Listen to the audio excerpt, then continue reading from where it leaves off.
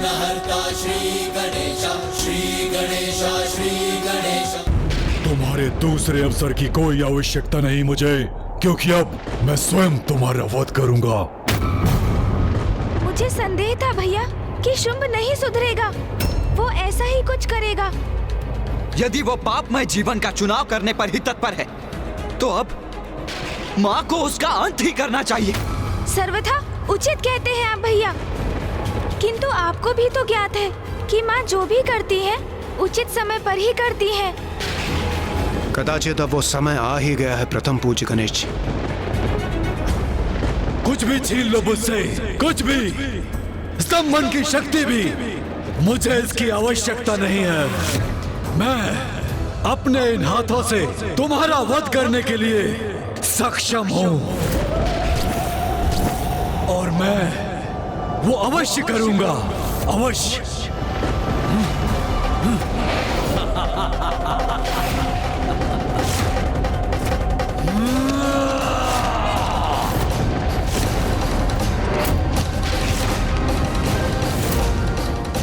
अब माँ जो इसे दंड देंगी उसकी कल्पना ही अत्यंत भयंकर है भैया।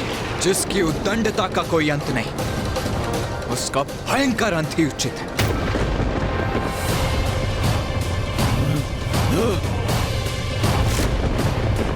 अंत हूं मैं तुम्हारा देवी, तुम्हारी इस माया का, तुम्हारी नारी शक्ति के छलावे का। देवी काली, देवी चंडमारी,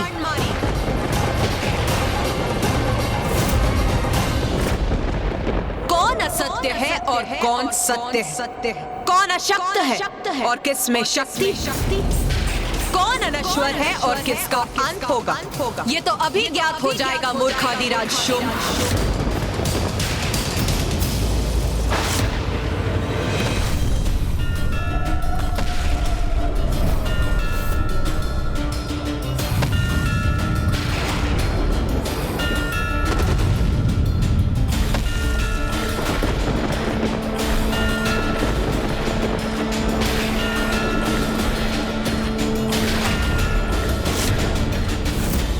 इसके एक पग का इतना बड़ा प्रभाव? नहीं नहीं, मात्र एक नारी है ये, पुनः माया कर रही है। इसका अंत करना है मुझे। अपने महायोद्धाओं और भ्राता निशुंभ का प्रतिशोध लेना है मुझे। अपने अपमान का दंड देना है इसे।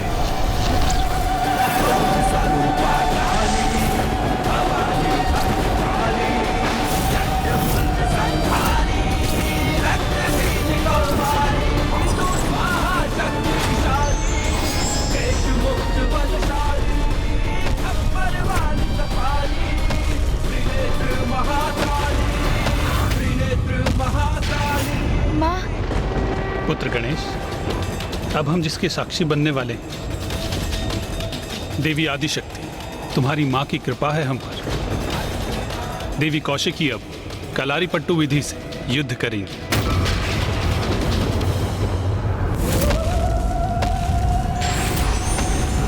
ये तो अत्यंत शक्तिशाली योद्धा की भांति मेरी ओर बढ़ रही है।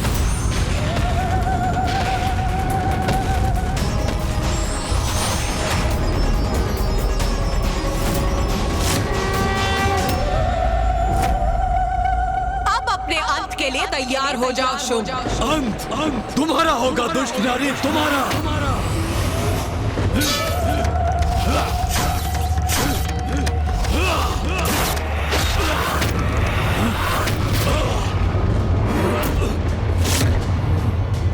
मुझे पीछे धकेल दिया इसने।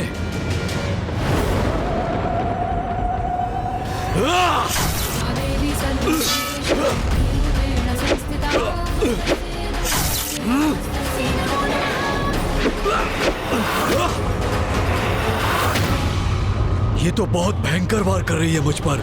एक नारी में इतनी शक्ति, विश्वास नहीं होता।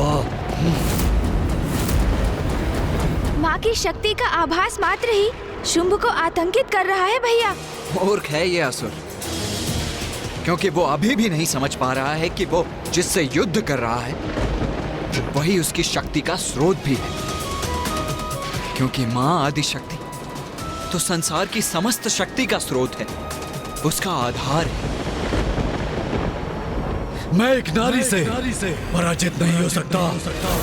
तुम भी दुस्साहसी नारी, अब सामना करो मेरे आक्रमण का।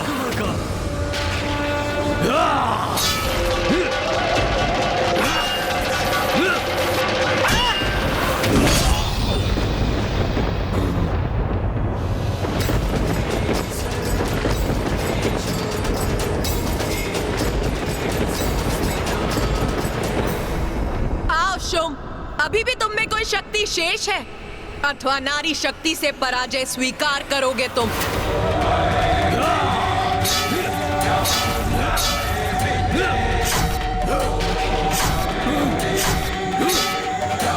माँ इस युद्ध में इतना अधिक समय क्यों लगा रही है, जबकि वो चाहे तो क्षण भर में शुंभ का वध कर इस युद्ध को भी समाप्त कर सकती है। चिंता मत करो गणेश, माँ तो शुंभ से मात्र क्रीड़ा कर रही है, उसे उसकी ऊर्जा व्यय करने के लिए विवश कर रही है। किंतु जब माँ अपना प्रहार करेंगी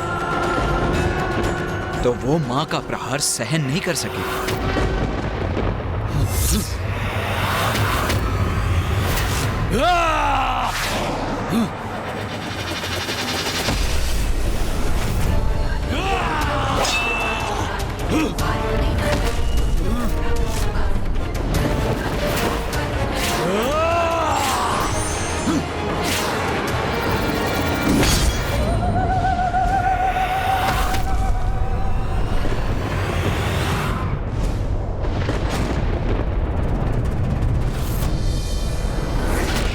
अब अधिक समय नहीं है शुंभ के पास।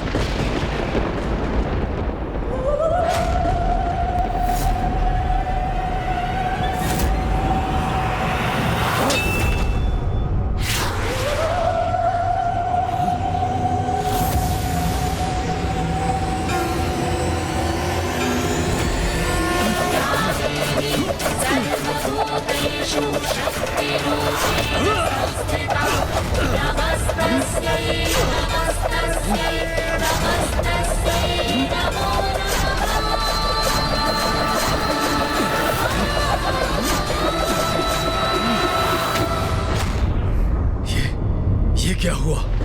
इस देवी ने अपने प्रहार क्यों रोक दिए? अरे कहाँ गई ये देवी?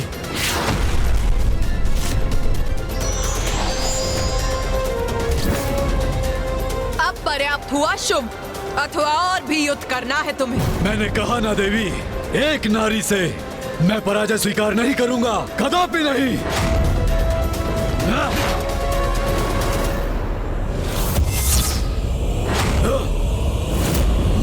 लो देवी, अब सहो मेरा प्रहार।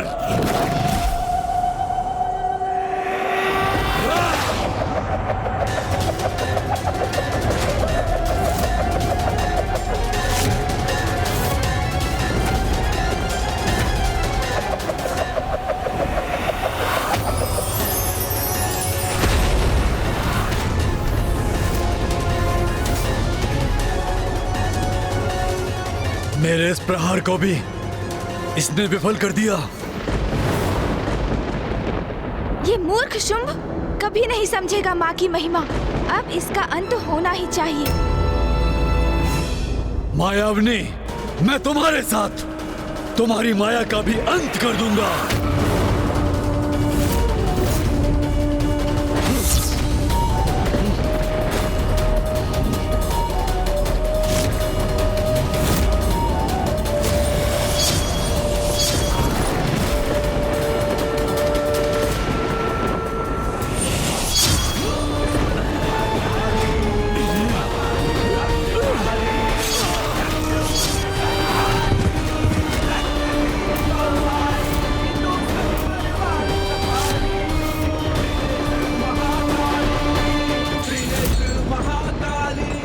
भैया, अंततः माँ ने इस दुष्ट का अंत कर ही दिया।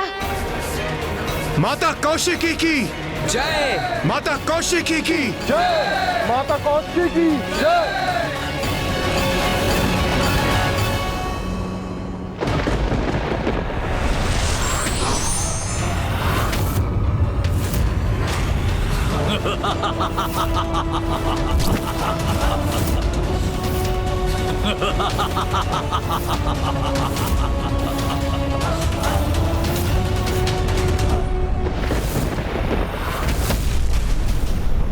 तुमने क्या सोचा देवी कि तुमने मेरा वध कर दिया? ये तुम्हारी नारी शक्ति मेरे पुरुषार्थ का खंडन नहीं कर सकती। ये क्या? ये तो पुनः जीवित हो उठा। क्या हुआ? मुझे जीवित देखकर चौंक गई ना? परंतु ये तो होना ही था, क्योंकि दम्भी नारी तुम मेरा वध नहीं कर सकती।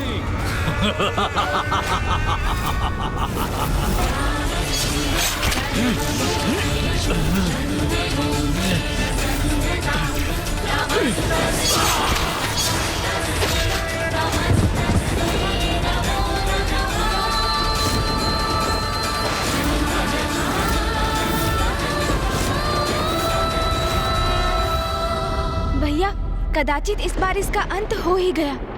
मुझे पूर्ण विश्वास है इस बार ये दुष्ट शुंभ पुनः जीवित नहीं हो पाएगा।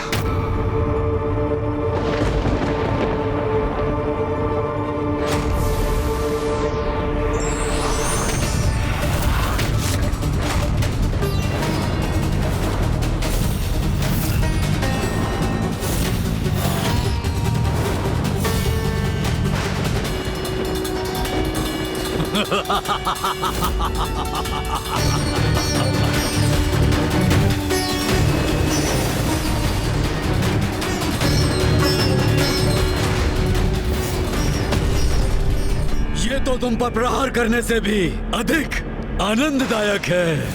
ये तो मैं एक बार नहीं बार बार कर सकता हूँ, क्योंकि तुम्हारे मुख पर अचंभे का भाव देखकर अति आनंदित होने का अवसर जो प्राप्त होगा मुझे। ये क्या हो रहा है? ये शुंभ पुनः जीवित क्यों हो रहा है? इसका अंत क्यों नहीं हो रहा? ऐसा इसलिए हो रहा है देवराज, क्योंकि शुंभ को वरदान प्राप्त है। मुझे ये वरदान दीजिए ब्रह्मदेव कि मेरा वध भी नारी शक्ति से ही हो, और वो नारी जो मेरे ही शरीर से उत्पन्न हो, अर्थात पुरुष के शरीर से जिस नारी का आविर्भाव हो वही मेरे अंत का कारण बने। तथास्तु, तथास्तु, तथास्तु।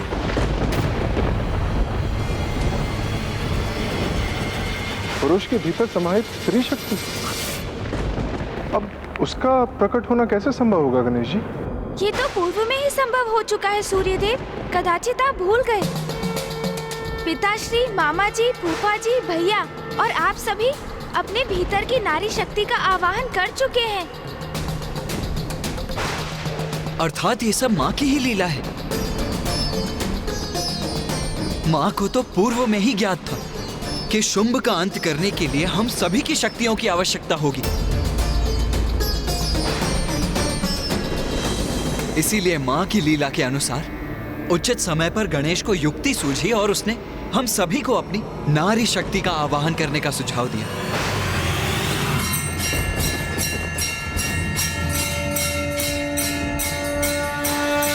किंतु देव सेनापति कुमार कार्तिकेय, सभी मातृकाएं तो भिन्न लोकों में वहां के वासियों की रक्षा के लिए स्थित हैं। तो अब हमारे द्वारा पुनः उनका आवाहन कर उन्हें यहाँ लौटाने का समय आ गया है।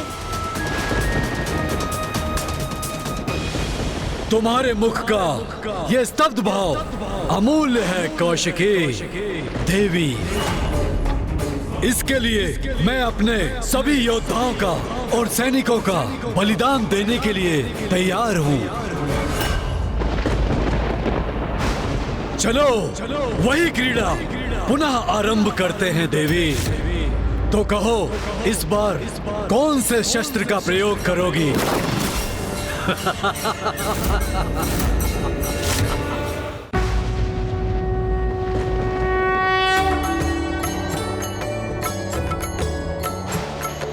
नमो देव्यै महादेव्यै शिवाय सततं नमः। नमः प्रकृत्यै भद्राय नियतः प्रणतः स्मताम्।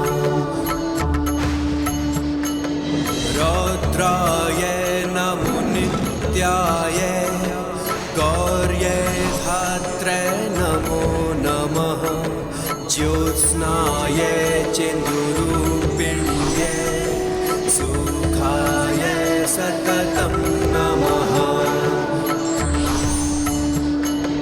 कल्याण्ये प्रणतां वृद्ध्यै सिद्ध्यै कुर्मो नमो नमः नेत्रेत्यै भुभृतां लक्ष्म्यै शर्वाण्यै ते नमो नमः।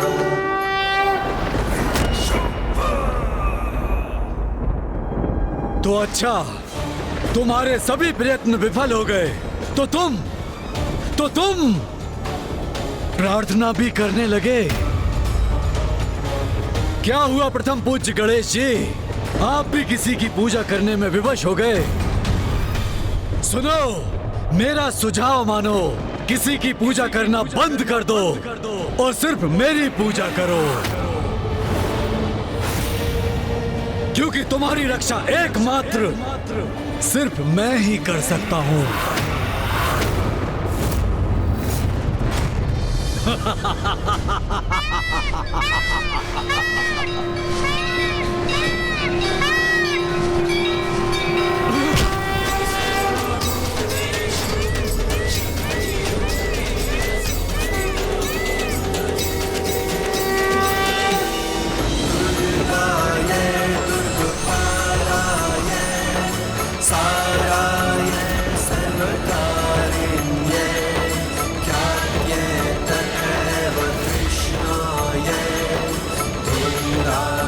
तो अब इस मायाविनी नारी की अनुचरियां मेरे वध में इसकी सहायता करने आई हैं। माता, चहुं दिशाओं में जिन शक्तियों का विस्तार है वो जब एकत्रित हो जाएंगी और जब इसकी शक्ति भी उसमें समाहित होंगी तब इस दुष्ट का वध संभव हो जाएगा। हाँ माता।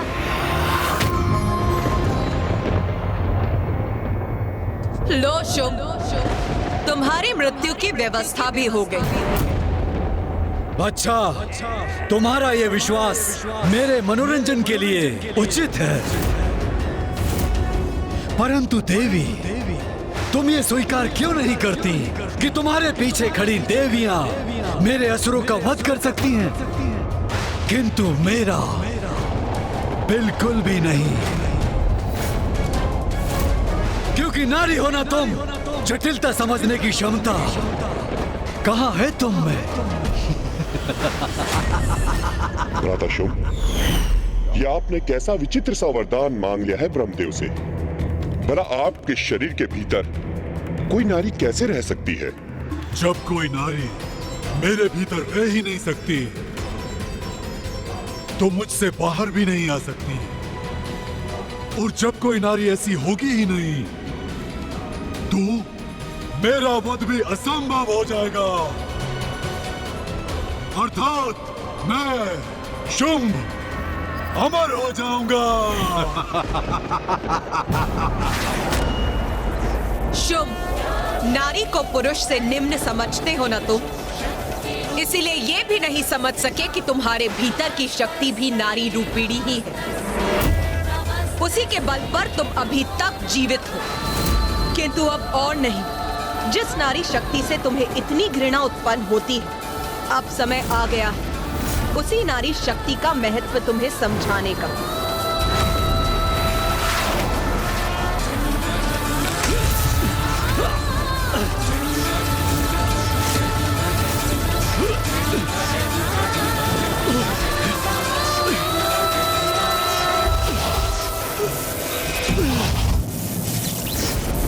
अपनी दुर्बलता तुमने दिखा ही दी ना, थोड़ा और बल का प्रयोग करके देखो। यही तुम्हारी इच्छा है तो यही उचित होगा शुभ।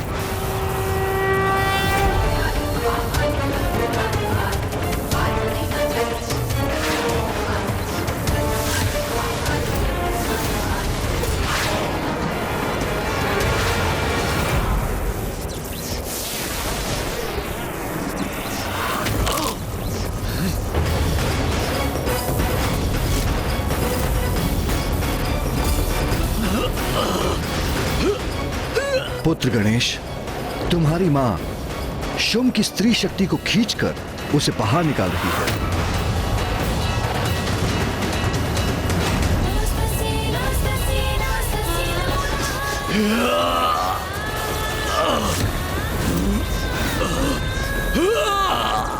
मुझे कष्ट अवश्य हो रहा है, किंतु मेरी शक्ति मेरे भीतर सुरक्षित है।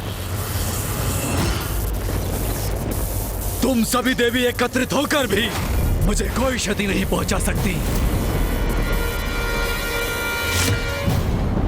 सप्त मातृकाओं द्वारा माँ को अपनी शक्ति प्रदान करने पर भी माँ शुंभ से उसकी स्त्री शक्ति बाहर खींचने में असमर्थ क्यों है?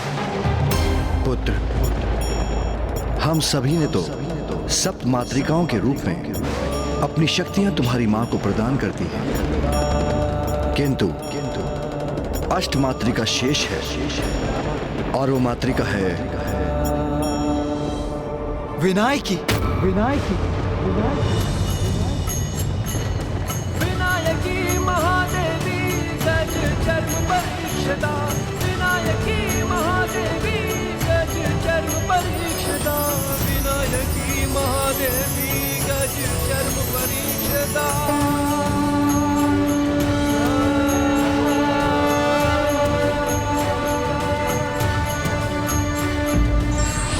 व्यक्ति कितना भी शक्तिशाली हो, आंतरिक स्त्री शक्ति के बिना अपूर्ण है। इसलिए प्रत्येक व्यक्ति को इसका भान होना चाहिए। पुत्र, शुंभ का वध करने के लिए तुम्हारी मां को सभी मातृक शक्तियों की आवश्यकता है। हम सभी ने तो सप्त मातृकाओं के रूप में अपनी शक्तियां तुम्हारी मां को प्रदान कर दी हैं, किंतु अष्ट मातृका शेष है, और वो मातृका है विनायकी। विनायकी विनायकी विनायकी विनायकी।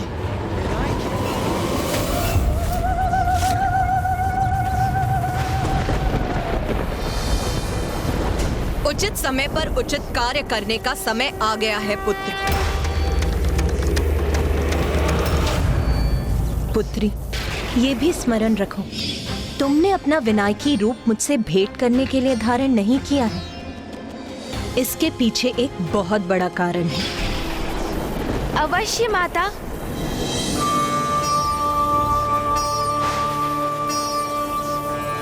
विनायकी, मैं अनुरोध करता हूँ, अब बाहर प्रकट हो जाओ।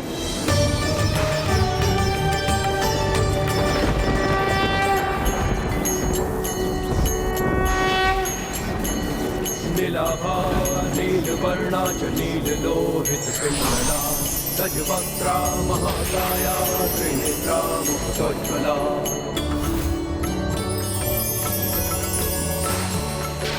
लम्बोदरा स्थूलहलस्वा चतुर्भुज कृतायुधा, मोदकं दशनमुपामे पशुं सूत्रं च दक्षिणे। वनमाला शिरे तस्या वर्णहारावलम्बिनी, आतु कृष्णसमारूढा सर्वाभरणमण्डिता। विनायकी महादेवी गज चर्म परीक्षदा, विनायकी महादेवी गज चर्म परीक्षदा, विनायकी महादेवी गज चर्म परीक्षदा।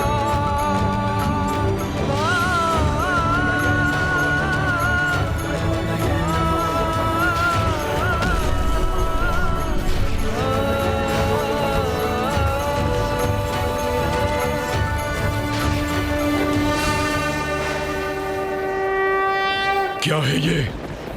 कैसी माया है ये? ये कोई माया नहीं, शक्ति है शुंभ।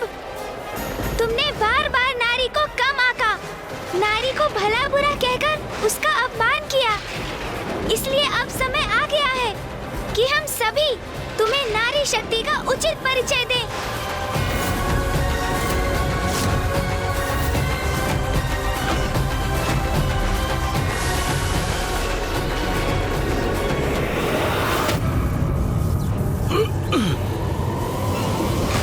मुझे ये वरदान दीजिए ब्रह्मदेव कि मेरा वध भी नारी शक्ति से ही हो, और वो नारी जो मेरे ही शरीर से उत्पन्न हो, अर्थात पुरुष के शरीर से जिस नारी का आविर्भाव हो, वही मेरे अंत का कारण बने। तथास्तु तथास्तु।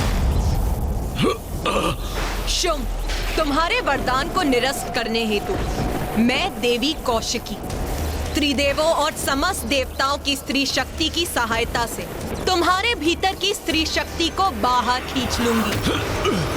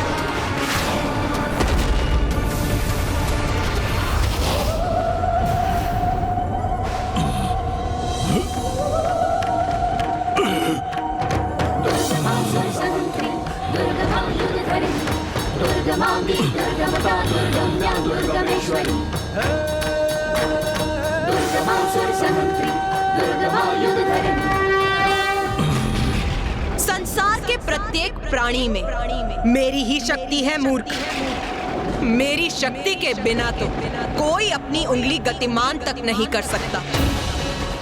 तुम्हारे भीतर भी मेरी ही शक्ति का वास था, जिसे बल प्राप्त कर तुम खड़े तक हो सकते थे, किंतु तुम अपने पौरुष के अहंकारवश इस स्त्री शक्ति का मूल्य ही नहीं समझ सके मूढ़मती शुंभ। तो अब मैंने वो शक्ति लौटा ली है।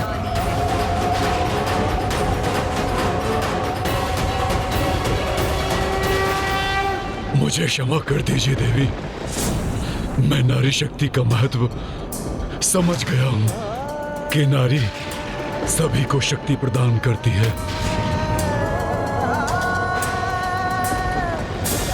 मुझे सुधरने का एक अवसर प्रदान कीजिए। मेरे निकट आकर अपना स्थान ग्रहण करो। यहाँ की सभी नारियां, सभी देवियों को खींच के लेके आओ वहां से। जाओ धूम्रलोचन, उसे मेरा संदेश दो कि यदि वो मेरे दंड से अपनी रक्षा करना चाहती है तो यथाशीघ्र मुझसे विवाह करने के लिए यहाँ प्रस्तुत हो। नहीं, तुम्हें अनेकों अवसर प्रदान कर चुकी हूँ मैं। अब तुम्हें और अवसर नहीं दूंगी मैं।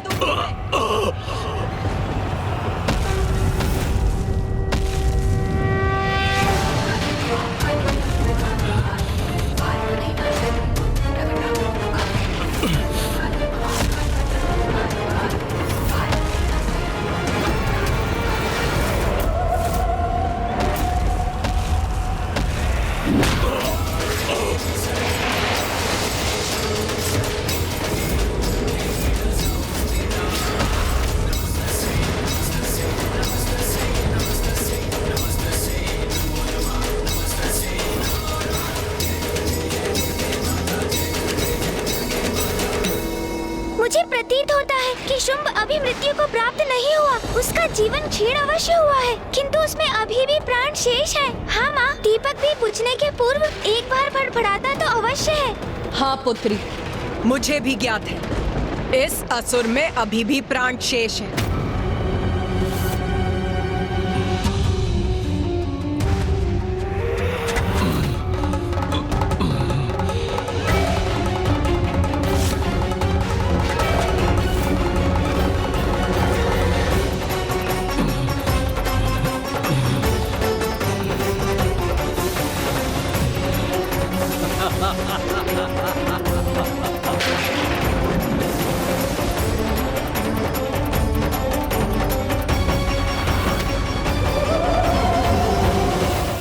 नारी, तू मेरा वध करेगी?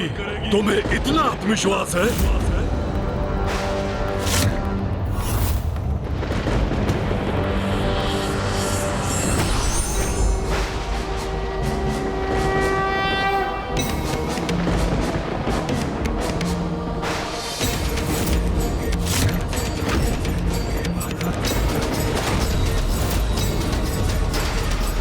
अब समय आ गया है सब नारी शक्ति को एकत्रित होने का।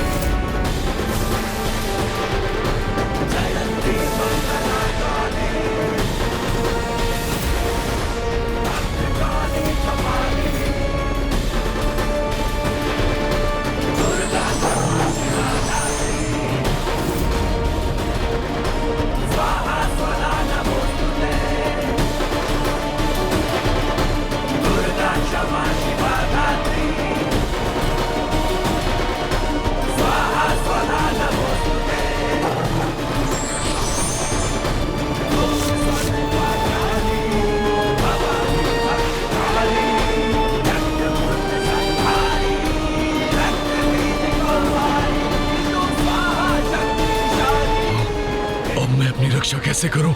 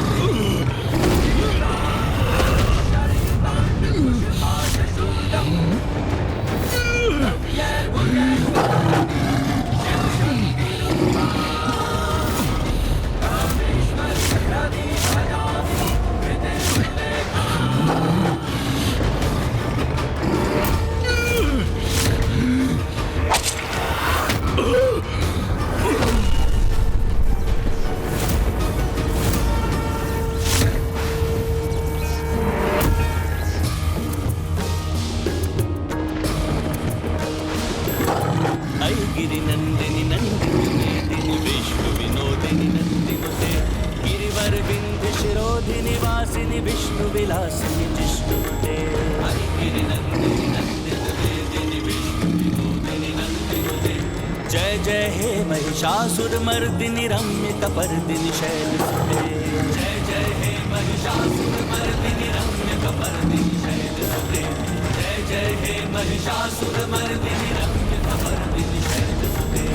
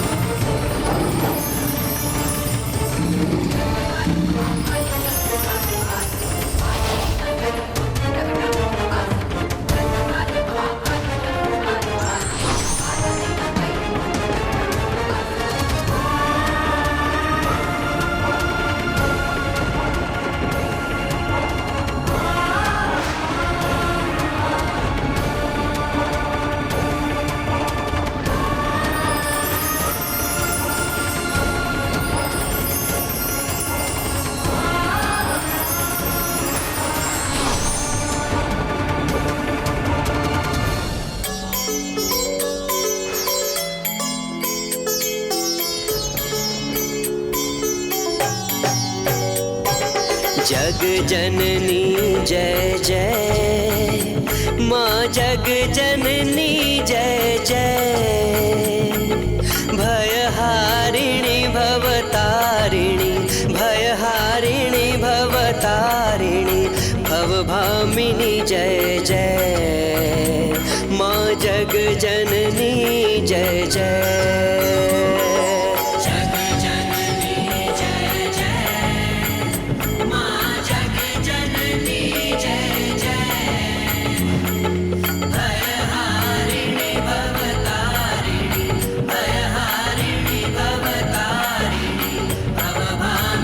जय जय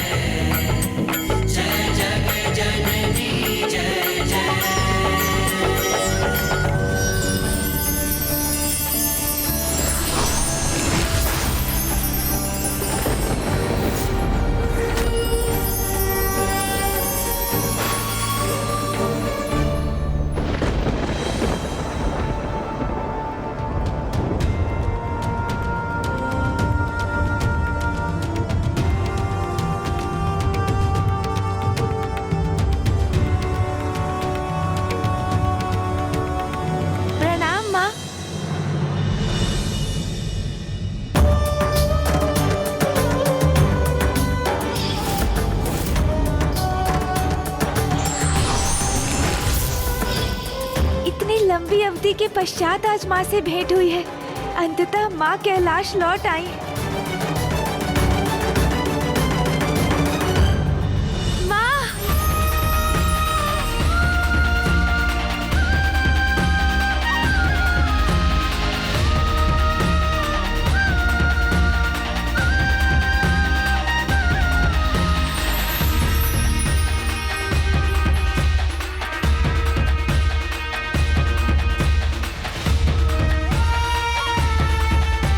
शुंभ निशुंभ के अंत में आप सभी का बहुत बड़ा योगदान है।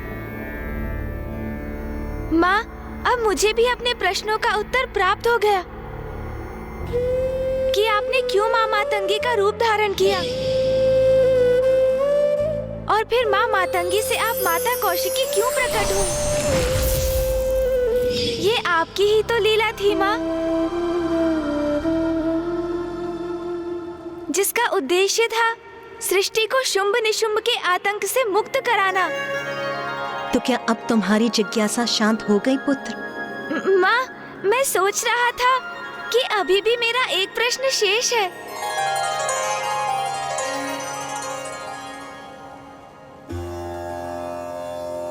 शेष है? क्या प्रश्न शेष है पुत्र? भैया महान है, उनसे बहुत स्नेह है मुझे, किंतु सत्य तो सत्य है ना माँ। तो क्या ये तुम्हारा प्रश्न है? नहीं माँ, मैं भैया की अवमानना कभी नहीं कर सकता, किंतु ये सत्य है ना माँ कि मेरी नारी शक्ति विनायक की, भैया की नारी शक्ति देवी कौमारी से अधिक सुंदर है ना?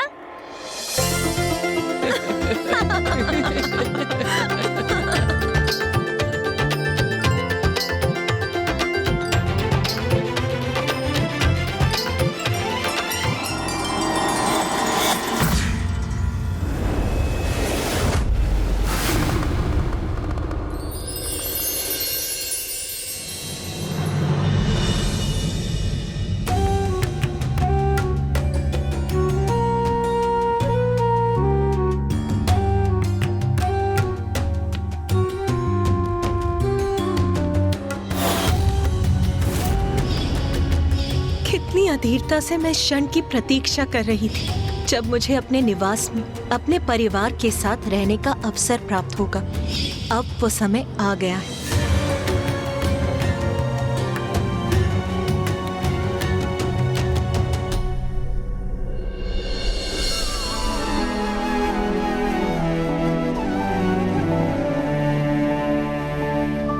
और रुकिए माँ, आप अभी भीतर नहीं जा सकती। भीतर नहीं जा सकती? क्यों? उसका भी कारण आपको शीघ्र ज्ञात होगा माँ, किंतु उसके लिए आपको अपने नेत्र बंद करने होंगे। नेत्र बंद करने होंगे? किंतु क्यों? क्योंकि हम आपसे अनुरोध कर रहे हैं माँ, बस इसीलिए। उमा, यदि यही तुम्हारे पुत्रों की इच्छा है तो भवन में प्रवेश करने हेतु तुम्हें अपने पुत्रों का निवेदन तो स्वीकार करना ही होगा।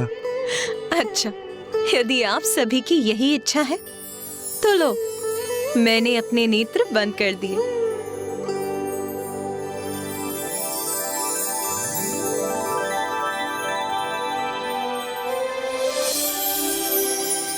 माँ, अब आप आगे बढ़िए, किंतु जब तक मैं ना कहूँ आप अपने नेत्र नहीं खोलेंगी।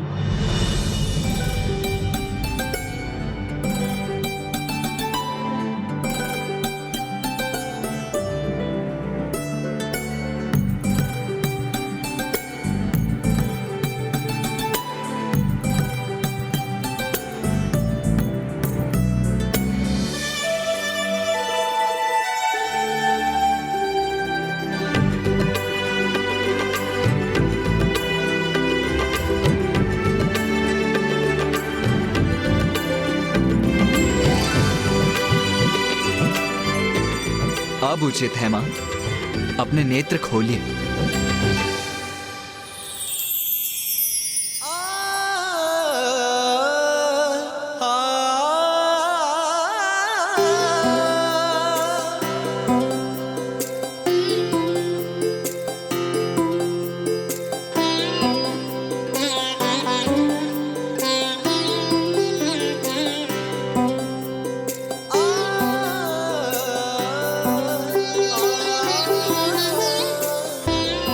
अद्भुत।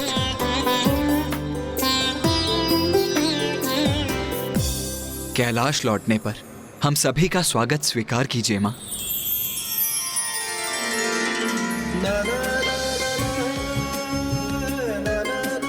इतना सुंदर स्वागत नाथ। कैलाश की ऐसी सुंदरता, मेरे पुत्रों और आपके द्वारा अपने इस भव्य स्वागत से मैं भाव विभोर हो रही हूँ। आओ माँ, कैलाश का कण कण तुम्हारा स्वागत करने के लिए अति उत्साहित है।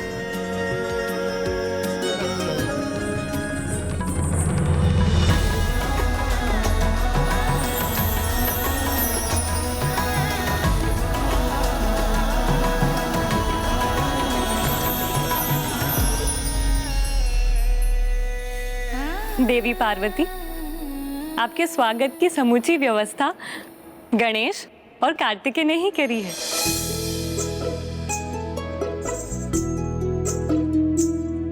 ये साज सज्जा, मेरा स्वागत अद्भुत, अति सुंदर है गणेश। यहाँ से, कैलाश से, मेरे स्वामी से और तुम दोनों से दूर रहकर मैं अति विचलित थी। किंतु आज जैसे मैंने पुनः सभी सुख प्राप्त कर लिए हैं। माँ, अब आप कैलाश लौट आई हैं, तो सब कुछ यथावत हो जाएगा।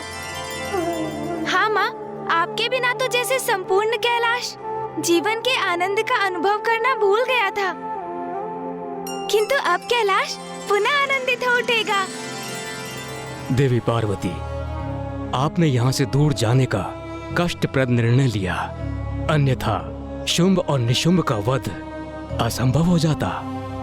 किंतु ब्रह्मदेव, यदि पुत्र गणेश मेरी सहायता के लिए प्रस्तुत नहीं होता, अपना विनायकी रूप धारण नहीं करता और अन्य देवताओं को उनका स्त्री रूप उजागर करने के लिए प्रेरित नहीं करता, तो शुंभ निशुंभ का वध कदाचित मेरे लिए भी असंभव था। माँ, इसमें मेरा कोई श्रेय नहीं। मैंने तो वही किया जो आपका आदेश था और मेरा कर्तव्य। महादेव, देवी पार्वती, अब हमें आज्ञा दीजिए। हमें ज्ञात है आप पुत्र गणेश और पुत्र कार्तिकेय के साथ समय व्यतीत करने के लिए उत्सुक होंगी। कितना कुछ कहना और सुनना होगा आप सभी को, है ना? अवश्य देवी सरस्वती, किंतु आपके प्रस्थान करने से पूर्व मुझे आप सभी से कुछ कहना है और एक अत्यंत आवश्यक और विशेष घोषणा करना चाहती हूँ।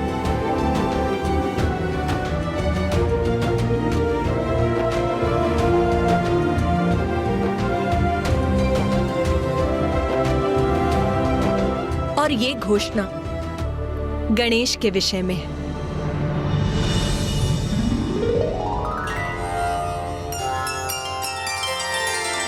मैं समझ गया माँ, कल भाद्रपद की शुक्ल पक्ष की चतुर्थी है, अर्थात मेरा जन्मदिन।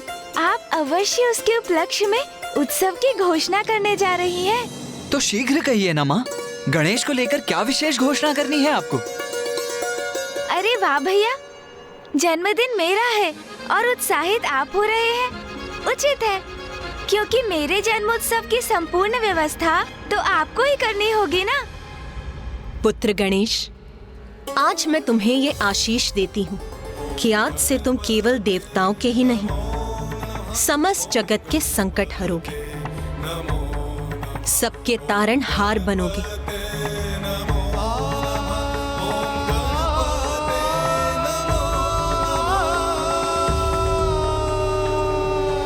वो तो उचित है माँ, किंतु मेरा जन्मदिन। हाँ हाँ, उचित कहा आपने। गणेश बुद्धि में श्रेष्ठ है और युद्ध कौशल में भी पारंगत है। शक्ति और युक्ति का अद्भुत मेल है इसमें, इसलिए संसार के कष्ट हरने का दायित्व वो भली भांति निभा सकता है। हम सभी गणेश के लिए अत्यंत प्रसन्न हैं। अरे अनुज गणेश, क्या हुआ? माँ ने इतनी बड़ी घोषणा की, इतना बड़ा दायित्व सौंपा है तुम्हें, फिर भी तुम प्रसन्न क्यों नहीं प्रतीत हो रहे हो?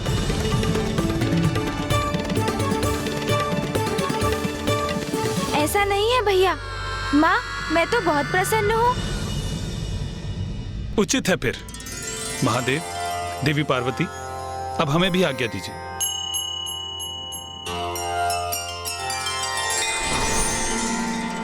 उमा, अब मेरा भी ध्यान का समय हो गया है। माँ, मुझे भी एक अत्यंत विशेष कार्य के लिए जाना है। मुझे अनुमति दीजिए, मैं वो कार्य संपन्न कराऊं। उचित है पुत्र।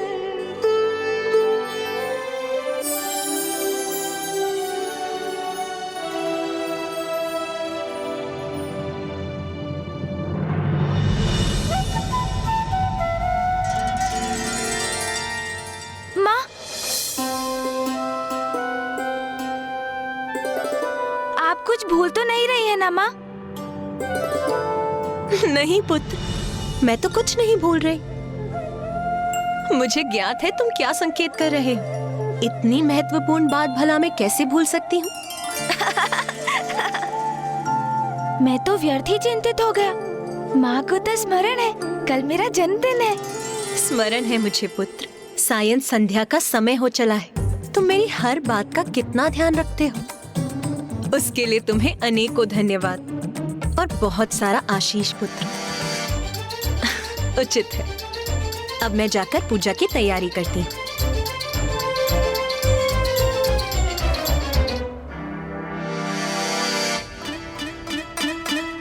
ये क्या?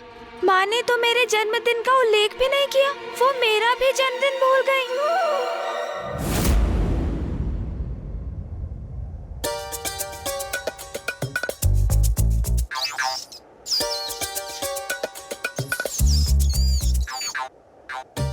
ऐसी अद्भुत सुगंध! अर्थात माँ अत्यंत स्वादिष्ट भोजन पका रही है।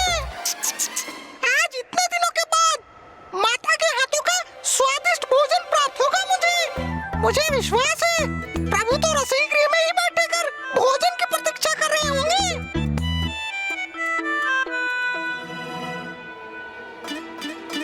अरे ये क्या? प्रभु वहाँ मानसरोवर के निकट अकेले बैठे क्या कर रहे हैं? प्रभु, प्रभु, आप यहाँ क्यों हैं प्रभु? भोजन की ऐसी सुगंध, उसका अद्भुत आकर्षण नकार कर भी आप यहाँ खड़े हैं। मुझे तो प्रतीत हुआ आप वहाँ भोजन करने में व्यस्त होंगे प्रभु। नहीं मूषक जी, मुझे भूख नहीं लगी है। आपको भूख नहीं लगी है प्रभु? ये आप क्या कह रहे हैं? क्या हो गया है आपको प्रभु? अवश्य कोई गंभीर चिंता सता रही है आपको। गंभीर चिंता तो है ना मूषक जी। अब आप ही कहिए, कल मेरा जन्मदिन है और आपका जन्मदिन कल? ये तो अत्यंत प्रसन्नता की बात है प्रभु। फिर तो बहुत आनंद आएगा। कैलाश में बहुत बड़ा उत्सव होगा। कैसा आनंद मूषक जी? उत्सव तो तब होगा ना जब किसी को मेरा जन्मदिन स्मरण होगा। हाँ, पिताश्री, भैया और माँ को भी किसी को जैसे कुछ स्मरण ही नहीं। ओहो, आप समझा? ये तो अत्यंत गंभीर विषय है प्रभु। माँ इतने दिनों बाद कैलाश लौटी है, तो क्या इसलिए उनका ध्यान अनेक और बटा हुआ है और इसलिए वो भी मेरा जन्मदिन भूल गई? आप तो माता के प्रिय पुत्र हैं। उनके नेत्रों के तारे हैं आप। उनका ध्यान कहीं भी क्यों न हो, वो कैसे भूल सकती है आपको प्रभु? तब तो ये और भी दुख की बात है मूषक जी, क्योंकि अकारण ही भूल गई है वो। तो क्या उनके लिए मेरे जन्मदिन का कोई महत्व ही नहीं?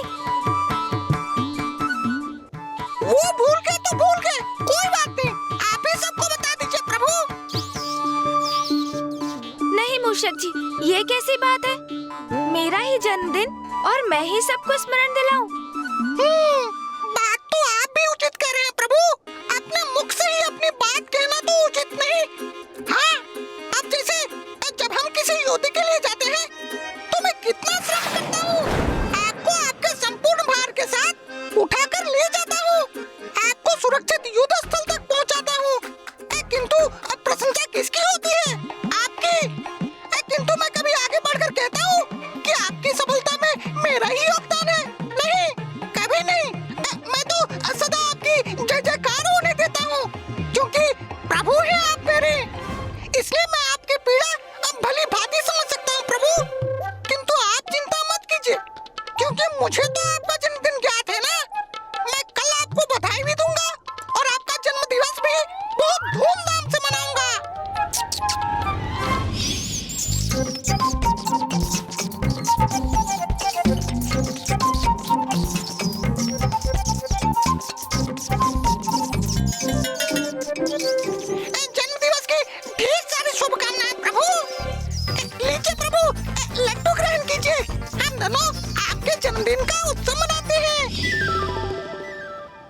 कोई उत्सव नहीं मनाऊंगा मूषक जी, और आप भी किसी को मत बताइएगा। यदि उन्हें मेरा जन्मदिन स्मरण नहीं तो मैं भी किसी को नहीं बताऊंगा।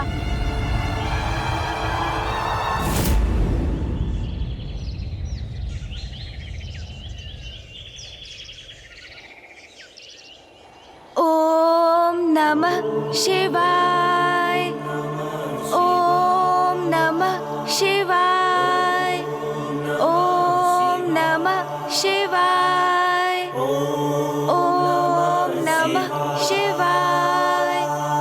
गणेश, गणेश कहाँ हो तुम?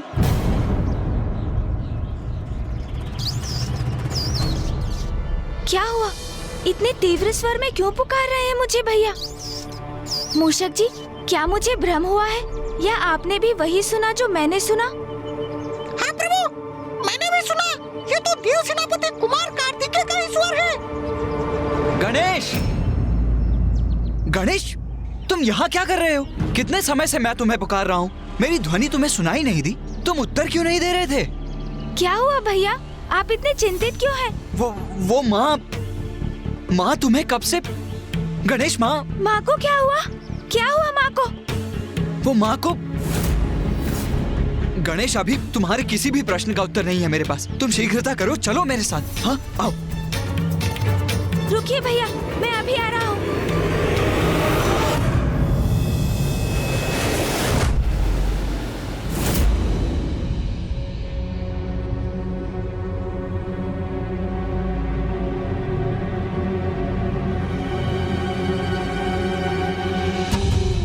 आप देखें, आज की तिथि में चित्रगुप्त की सूची में किसकी कहाँ मृत्यु निश्चित हुई है।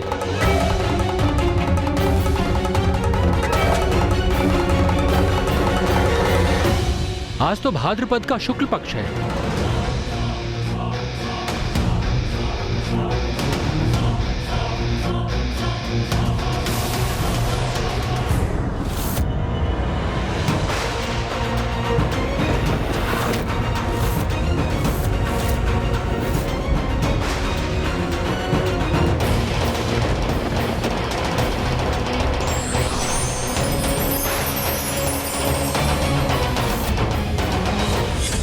मैं भवन के द्वार की रक्षा करूंगा।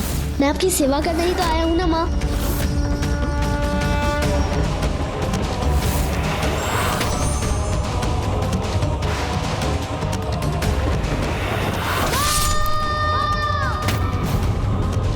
ये कैसा संयोग बन रहा है?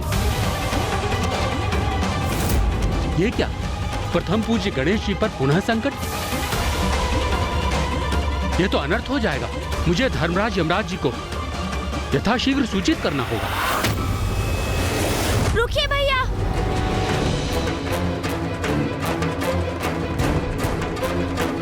रुकिए भैया, भैया रुकिए।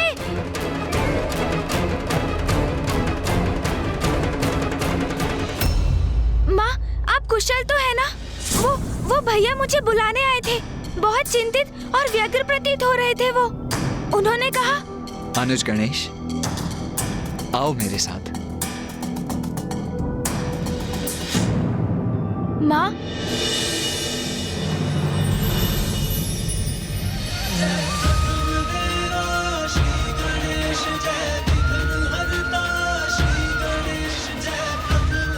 पुत्र गणेश, जन्मदिन की अनेकों शुभकामनाएं पुत्र। माँ, आपको मेरा जन्मदिवस स्मरण था माँ? अपने जीवन का सर्वाधिक पावन दिवस मैं कैसे भूल सकती हूँ गणेश? और न केवल मुझे ही, तुम्हारे पिताश्री, तुम्हारे भ्राता नंदी जी और अन्य गणों को भी स्मरण। कोई भी नहीं भूला तुम्हारा जन्मदिन।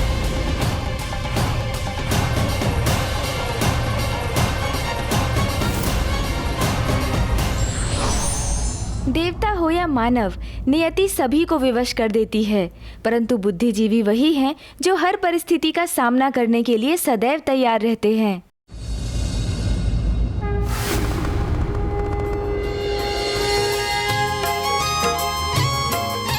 पुत्र गणेश, जन्म दिवस की शुभकामनाएं। धन्यवाद पिताश्री। गणनायक गणराज को आओ करें सब वंदन।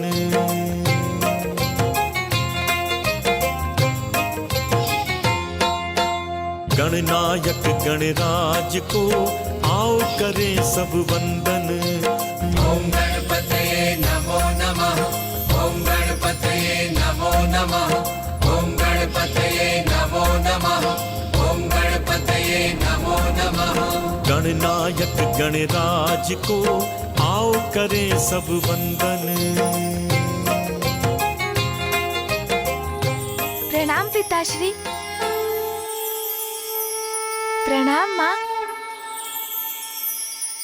देखा प्रभु, मैं तो पूर्व में ही कह रहा था, माता आपका जन्मदिन कभी नहीं भूल सकती। आप व्यर्थ में ही चिंतित हो रहे थे प्रभु। भैया, आपने तो चिंता का भाव धारण कर मुझे ही शंकित कर दिया था। अब समझा, आप सभी मुझे चकित करना चाहते थे, किंतु आपने तो ये बड़ी ही चतुराई से किया भैया। भनक तक नहीं पड़ने दी मुझे। हाँ गणेश, अग्रज हूँ तुम्हारा। तुम चतुराई में अग्रणी हो तो मैं भी कम नहीं हूँ। इस बात का सदा स्मरण रखना। अच्छा भैया, स्वीकार करता हूँ। बहुत चतुर है आप। अच्छा, सभी ने मुझे शुभकामनाएं दे दी, किंतु आपने मुझे शुभकामनाएं नहीं दी। ऐसा कैसे हो सकता है भला? अरे मैं तो तनिक प्रतीक्षा कर रहा था। माँ ने तुम्हें चकित कर शुभकामनाएं देने का विचार किया तो मैंने यहाँ की सजावट का। सजावट? तो क्या सजावट भी हुई है कैलाश में? अब प्रतीत हो रहा है कि आज मेरा जन्म दिवस है। ओम गजाननाय नमः। ओम लंबोदराय नमः। ओम शूर्पकर्णाय नमः। ओम विघ्नहर्ताय नमः।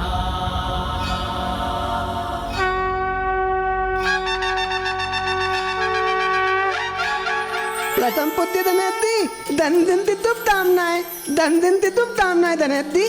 बधाई हो, आप तो जन्म दिवस थी प्रथम पुत्री धनयती। बधाई हो प्रथम पूज्य गणेश जी, आपको जन्मदिन की बहुत बहुत बधाइयाँ। धन्यवाद नंदी जी, धन्यवाद तोतला जी, और आप सभी गणों को भी धन्यवाद। इतनी सजावट मेरे जन्म दिवस पर, इतने असंख्य मोदक और लड्डू। पुत्र, तुम्हारे भ्राता अपने प्रिय अनुज का जन्मदिन ऐसे कैसे जाने देते? उन्होंने संपूर्ण रात्रि नंदी जी और अन्य गणों के साथ यहाँ की साज सज्जा की है। जन्मदिन की अनेकों शुभकामनाएं अनुज।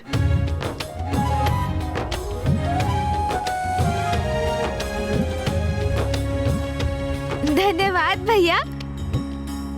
भैया, आपने इतनी सुंदर व्यवस्था की है मेरे जन्मदिन की, इसके लिए आपको अनेकों धन्यवाद। आपने मेरा ये दिवस कितना अविस्मरणीय बना दिया भैया। मैं अपना अब ये जन्म दिवस कभी नहीं भूल सकूंगा।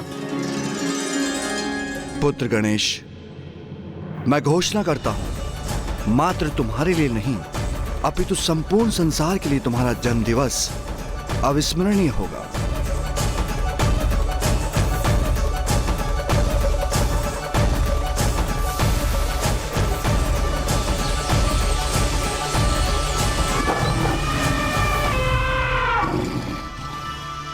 और ना केवल भाद्र माह की शुक्ल पक्ष की चतुर्थी, अपितु संपूर्ण वर्ष में प्रत्येक माह की शुक्ल पक्ष की चतुर्थी को सभी स्मरण रखेंगे और तुमसे जुड़कर तुम्हारा व्रत रखेंगे, जिससे उन्हें मनोवांछित वरदान प्राप्त होंगे। इसलिए अब से इस पावन दिवस को वरदा चतुर्थी के नाम से भी पुकारा जाएगा।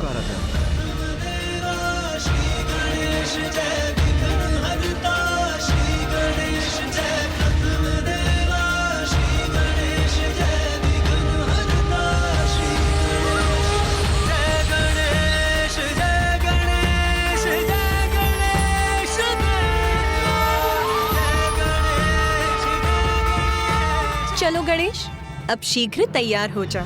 आज कैलाश में बहुत बड़ा उत्सव होगा।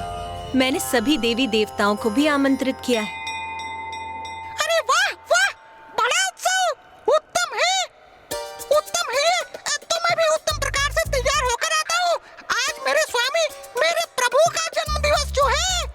मुझे भी तो अपना सर्वोत्तम रूप धारण करना चाहिए।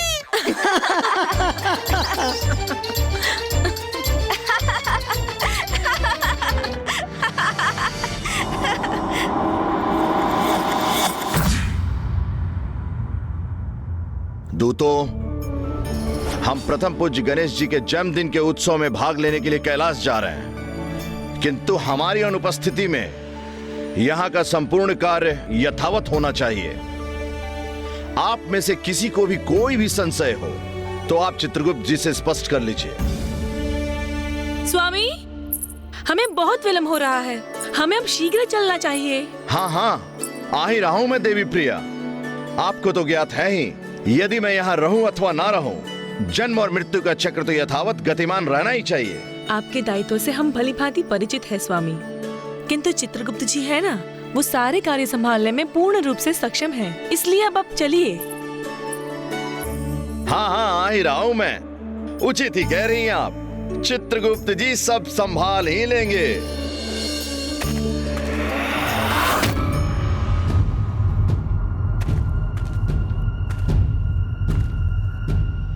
प्रभु, प्रभु कहाँ हैं आप? चित्रगुप्त जी, जब मैंने उन्हें अंतिम बार देखा था तब वो राजसभा में थे।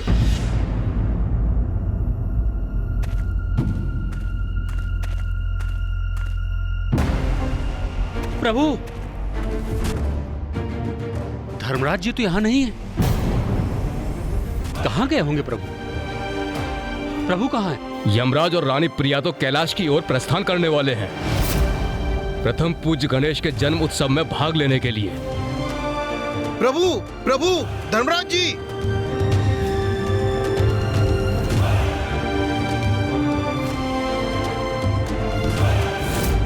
मुझे गणेश के विषय में अत्यंत महत्वपूर्ण सूचना देनी है। ये क्या प्रभु, आप अभी भी ध्यान मग्न हैं? भूल गए आज कैलाश में गणेश के जन्मदिन का उत्सव है, हमें शीघ्र जाना चाहिए। मैं आपके तैयार होने की प्रतीक्षा में ध्यान में लीन हो गया। अच्छा, अब तो आपकी प्रतीक्षा समाप्त हो गई ना, तो अब चले। किंतु मैं गणेश के लिए उपहार तो ले लूं।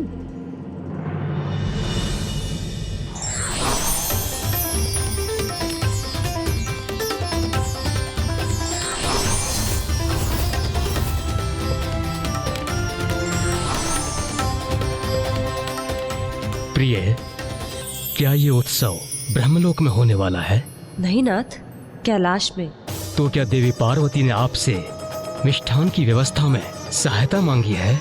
नहीं स्वामी, वे तो स्वयं अन्नपूर्णा है, उन्हें किसी की सहायता की क्या आवश्यकता। तो इतने सारे मिष्ठान?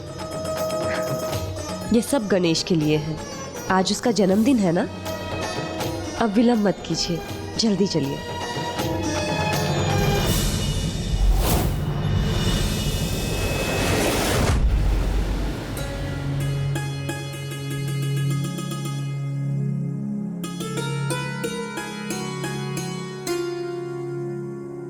प्रिय,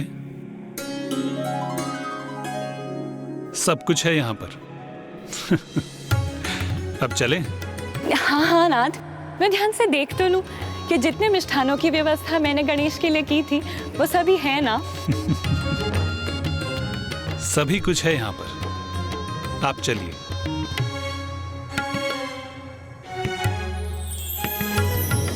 ये आपके हाथ में क्या है नाथ?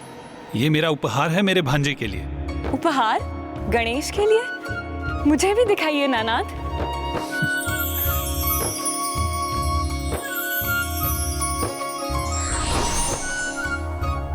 आप गणेश को शंख दे रहे हैं नाथ। आपको स्मरण तो है कि पिछली बार जब गणेश के हाथ में शंख आया था तो कैसा संकट उत्पन्न हो गया था।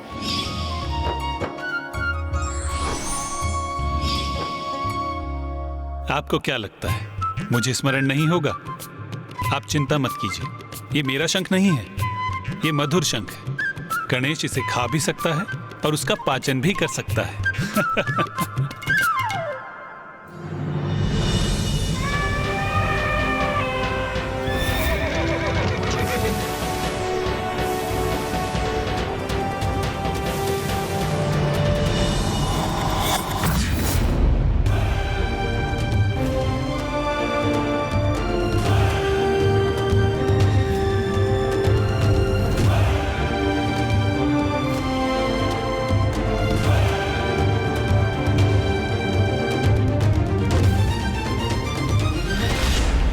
देवी प्रिया,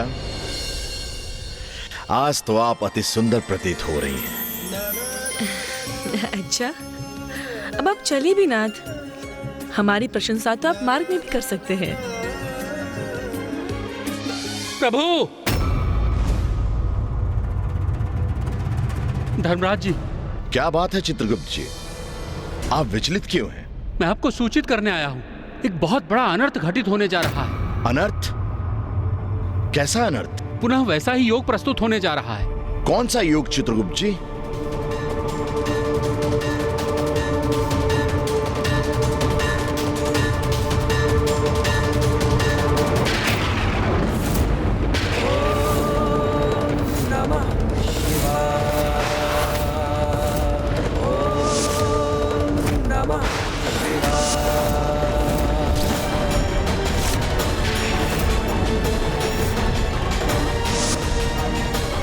जिस योग में प्रथम पूज्य गणेश जी का शीश धड़ से विलग हुआ,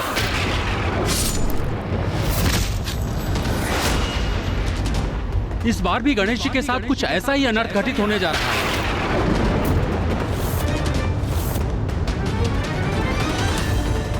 ये असंभव है।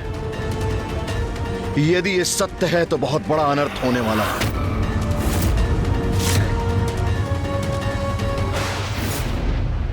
तैयार हो गए क्या गणेश? अब तो शीघ्र बाहर आओ।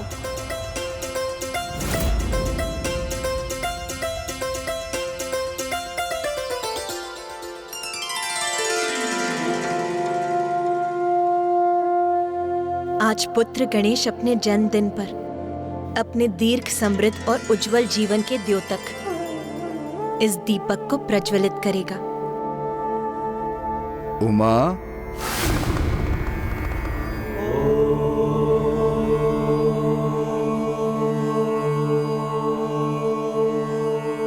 उमा, यदि अतिथियों के आगमन में अभी समय है तो मैं और ध्यान कर लेता हूँ।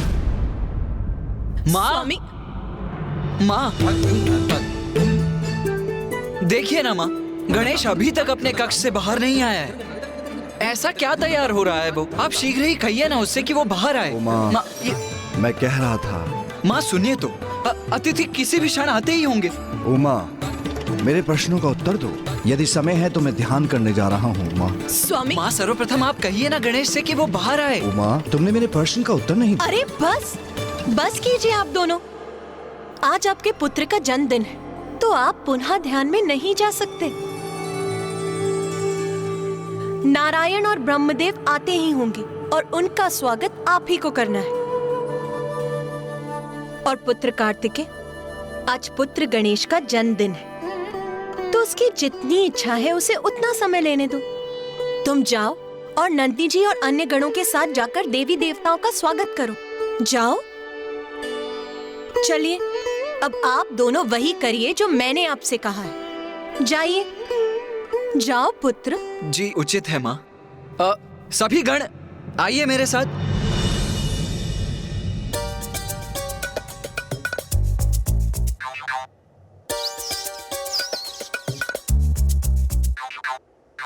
प्रभु अभी तक तैयार ही हो रहे हैं, तो क्या मैंने ही तैयार होने में शीघ्रता कर दी?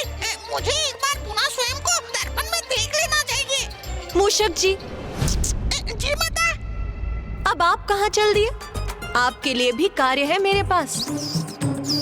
जाइए और पुत्र कार्तिकेय के साथ अतिथियों का स्वागत कीजिए। जाइए। उचित है माता, जाता हूँ मैं।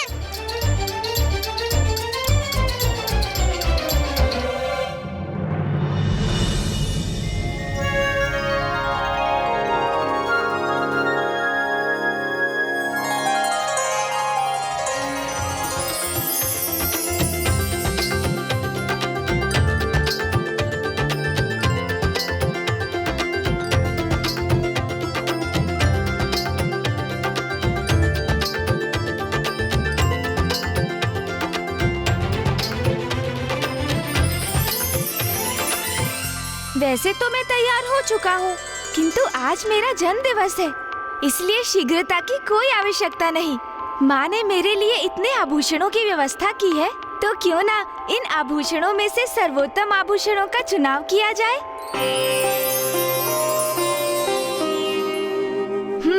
इसलिए मुझे एक एक आभूषण को धारण करके देखना चाहिए। फिर चुनाव करूँगा कि इनमें सर्वोत्तम कौन सा है। तो सर्वप्रथम ये आभूषण धारण करता हूँ।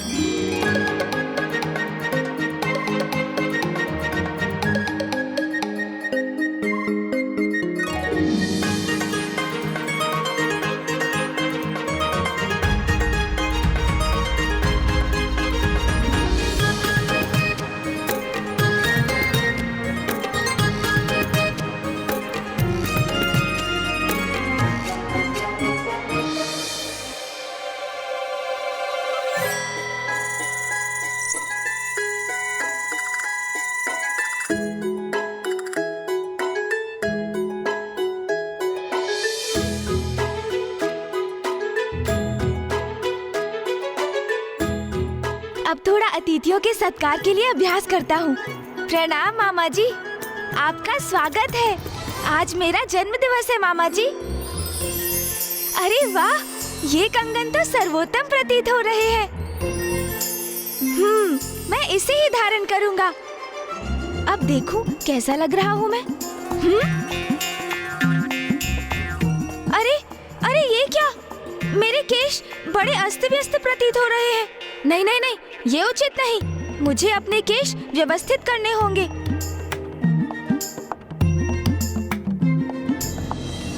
चित्रगुप्त जी, कहीं हमसे भूल तो नहीं ना हो रही? चाहता तो मैं भी यही हूं यमराज जी, कि हमारी गणना में चूक हो, किंतु ऐसा नहीं है। सभी दिवस और ग्रहों की दशा और दिशा अनेकों बार जान चुका हूं मैं। पर अब तो धर्मराज जी, इन सारे ग्रहों का इस योग की दशा में आना प्रारंभ हो गया है।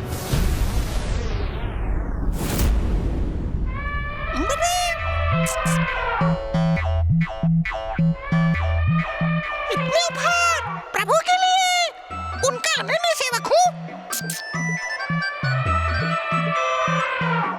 तो जो उनका है वो मेरा भी तो हुआ। स्वामी, मैं आपकी कुछ सहायता करूं? नहीं नहीं शची, थोड़ा भारी है, पर ठीक है, मैं संभाल लूंगा। आपका स्वागत है। आज मेरे प्रभु का जन्म दिवस है। मेरे प्रभु के लिए आप जो उपहार लाए हैं वो मुझे दे सकते हैं, मैं उन तक पहुंचा दूंगा। उचित है मूषक जी, वैसे भी इन उपहारों का बोझ उठाते उठाते मैं थक चुका हूँ। ये लीजिए। अरे इंद्रदेव, संभाल कर देवराज।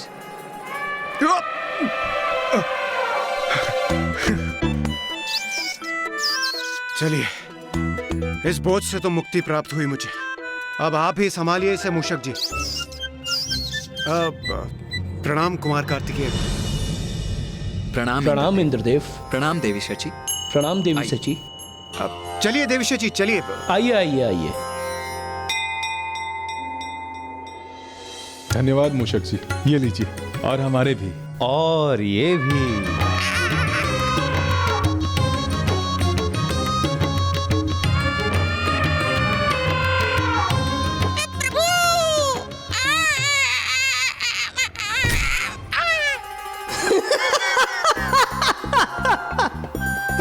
त्या हुआ मुतद्दी दिल दे उपाल वाली पल दे। हाँ तोतला जी, अब आप संभालिए मेरे प्रभु के उपहारों का भार। प्रभु कहाँ हैं आप? सिर आइए अन्यथा।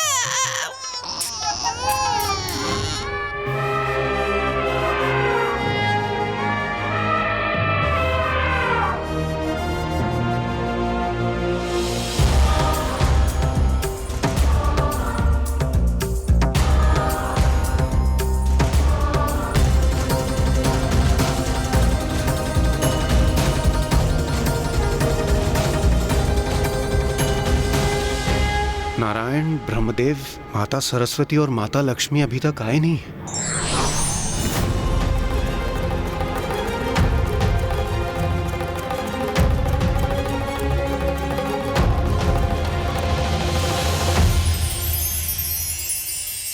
देवी पार्वती, कितनी अनूठी और कितनी अद्भुत सज्जा करी है आपने आज। ये सभी व्यवस्था पुत्र कार्तिकेय ने की है, जो गणेश के लिए रुचिकर हो, जो उसके लिए प्रिय हो। व्यवस्था ऐसी ही हो, इसका विशेष ध्यान रखा है कार्तिकेय ने। प्रतीत होता है अब सभी देवी देवता यहाँ पे उपस्थित हैं। नहीं नहीं सूर्यदेव, यमराज देवी प्रिया अब तक यहाँ पहुंचे नहीं। मुझे ज्ञात नहीं इतना विलंब क्यों हो रहा है उन्हें। विश्वास नहीं होता, एक बार पुनः देख लेता हूं।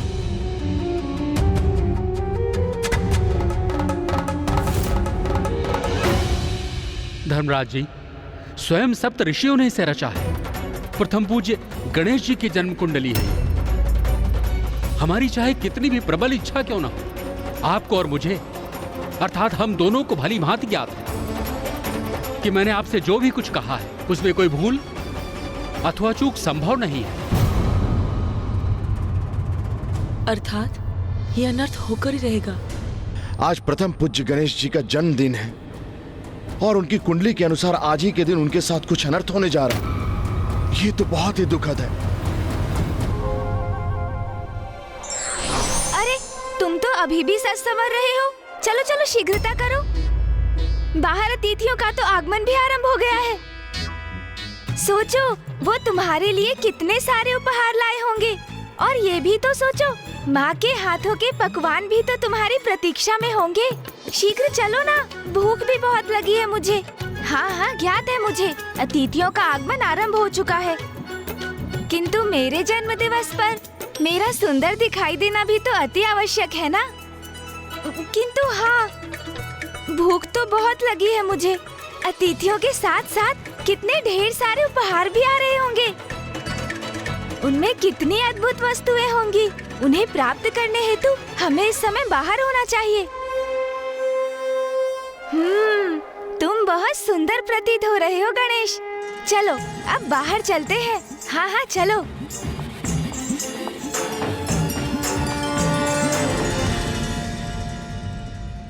देवी पार्वती, जो आज सबसे विशेष है, जिसका आज जन्म दिवस है, वो कहीं दिखाई नहीं दे रहा।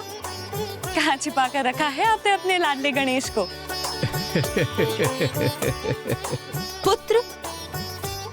पुत्र गणेश। माँ देखिए, गणेश आ गया। मंगल मूर्ति विघ्न विनाशक, प्रथमे पूजे जाए, पार्वती के लाडले जो शंकर पूत कहाए।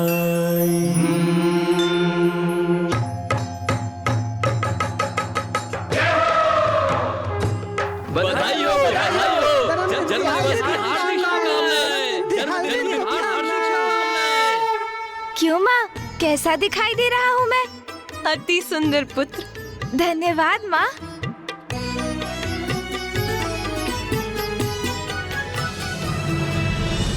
आप सभी अतिथिगण मेरा प्रणाम स्वीकार कीजिए। आप सभी का स्वागत करता है गणेश। आज मैं अत्यंत प्रसन्न हूँ कि आज आप सभी यहाँ मेरे जन्मोत्सव में भाग लेने यहाँ उपस्थित हुए हैं। मामा जी, मामी जी प्रणाम। फूफा जी एवं बुआ जी आपको भी प्रणाम। माँ, अब कैसा विलम्ब? सभी देवी देवता मेरा उपहार मुझे कब देंगे?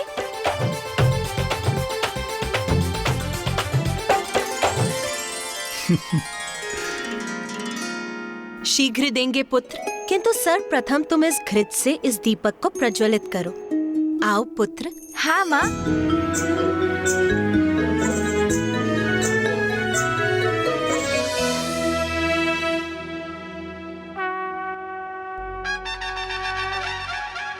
बधाई हो, बधाई हो, बधाई हो। जन्म दिवस की हार्दिक शुभकामनाएं। जन्म बधाई हो, बधाई हो, बधाई हो।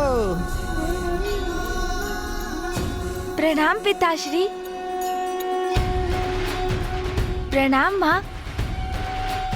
आयुष्मान भव पुत्र। भैया आपको भी प्रणाम। अरे अनुज, आओ।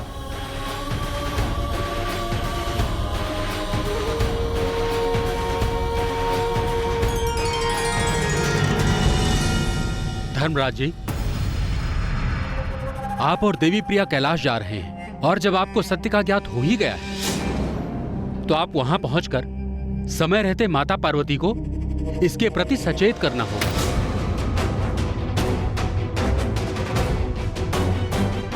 आप सर्वथा उचित कह रहे हैं चित्रगुप्त जी, कदाचित यही उचित होगा। ये आप क्या कह रहे हैं स्वामी? सर्वथा अनुचित होगा ये। आज आनंद और उल्लास के इस अवसर पर यदि आपने ये अनर्थकारी संदेश माता पार्वती को सुनाया तो कदाचित वो कुपित भी हो सकती है। आपको स्मरण है ना स्वामी, माता का क्रोध? जब मार्कंडे ऋषि की आयु समाप्त होने पर आप उनके प्राण लेने गए थे तो क्या हुआ था?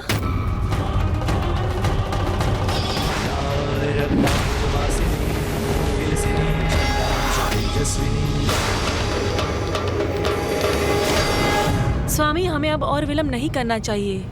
कहीं इसी कारण माता का क्रोध हम पे और ना बरस पड़े। इसीलिए हमें यथाशीघ्र कैलाश की ओर प्रस्थान करना चाहिए।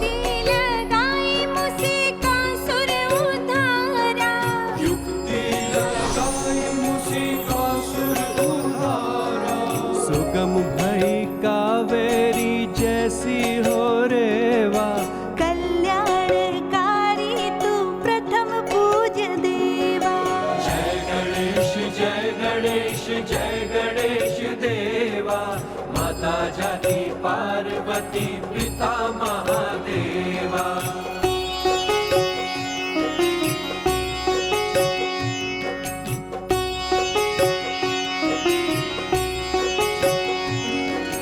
क्रोधी परशुराम फरसा चलाए, क्रोधी परशुराम फरसा चलाए। दंत वारसः एक दंता कहाए,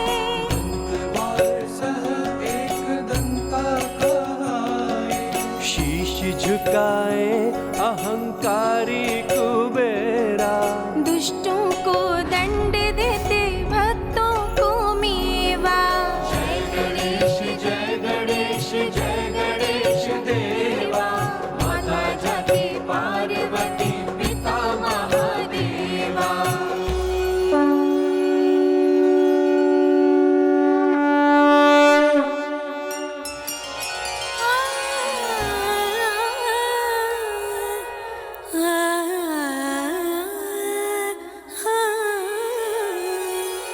शुक्ल पक्ष चौथ भाद्र मास तू जन्मा। शुक्ल पक्ष चौथा भाद्र मास तू जन्मा। धन्य हुई सृष्टि और धन्य हुई माँ। धन्य हुई सृष्टि और धन्य हुई माँ। विघ्न हरे भक्तों की जो भी करे सेवा। कोटि कोटि आशीष पुत्र चिरंजीवा।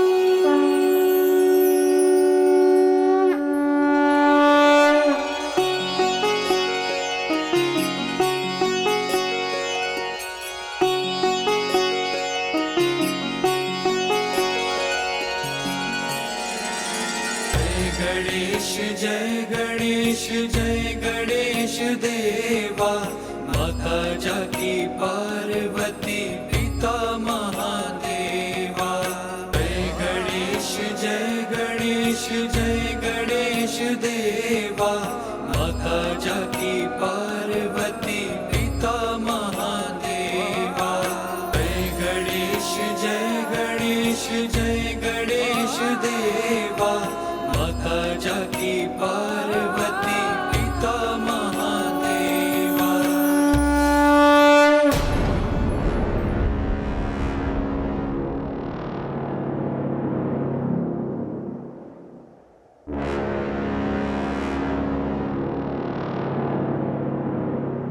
मैं धर्मराज हूं देवी प्रिया। सत्य ज्ञात होते हुए उन्हें उनसे कैसे अवगत ना कराऊं? और सत्य तो स्वयं गणेश जी से संबंध रखता है, जिन्हें हम सभी देवता प्रथम पूज्य मानते हैं। उनकी चिंता करना हमारा धर्म है। आप व्यर्थ ही चिंता कर रहे हैं नाथ। कदाचित आप भूल रहे हैं कि ये वही गणेश जी हैं जिन्होंने अति शक्तिशाली असुरों का नाश कर देवताओं के बड़े बड़े संकट हरे हैं। फिर भला उनका कोई क्या अनिष्ट कर सकता है?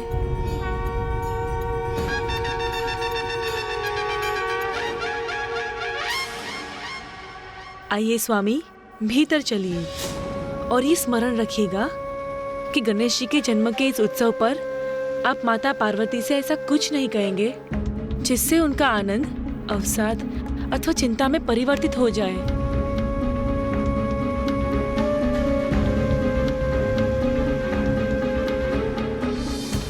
प्रणाम धर्मराज, देवी प्रिया। सभी देवी देवता आपकी ही प्रतीक्षा कर रहे हैं। उत्सव प्रारंभ हुए तो बहुत समय हो गया है, किंतु आपका स्वागत है। हम हमारे विलंब के लिए क्षमा चाहते हैं, किंतु आपको तो ज्ञात है स्वामी के दायित्व उन्हें अवकाशी कहा देते हैं। मुझे ज्ञात है स्वामी आपके मन में क्या विचार उभर रहे हैं, किंतु आप माता पार्वती से कुछ नहीं कहेंगे। आइए चलते हैं। चलिए।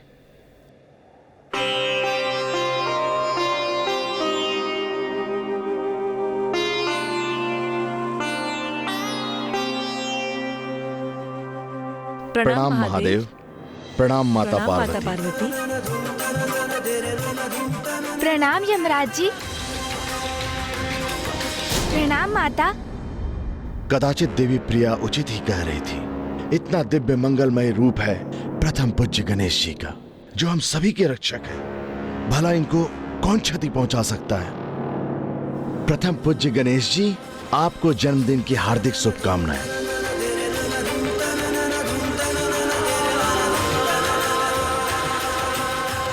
यहाँ तो सभी दिव्य विभूतियां उपस्थित हैं। त्रिदेव, त्रिदेवियों के साथ इंद्रदेव और सभी देवता ही तो हैं यहाँ। उनके अतिरिक्त जो भी यहाँ उपस्थित है वो सभी विशेष हैं। तो फिर यहाँ कौन है ऐसा जो गणेश जी के लिए संकट उत्पन्न करने का कारण बन सकता है?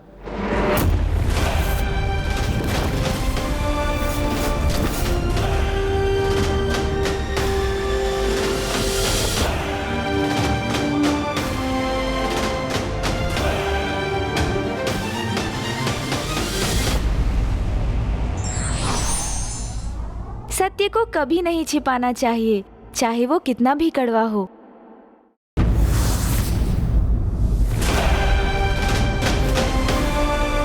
यहाँ तो सभी दिव्य विभूतियां उपस्थित हैं। त्रिदेव, त्रिदेवियों के साथ इंद्रदेव और सभी देवता ही तो हैं यहाँ। तो फिर यहाँ कौन है ऐसा जो गणेश जी के लिए संकट उत्पन्न करने का कारण बन सकता है?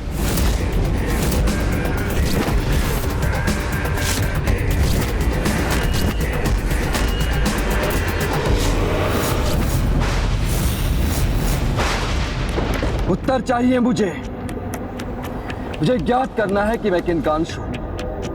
उनका परिचय चाहिए मुझे। कौन हूं मैं? कौन है मेरे पिता? कौन है मेरे पिता?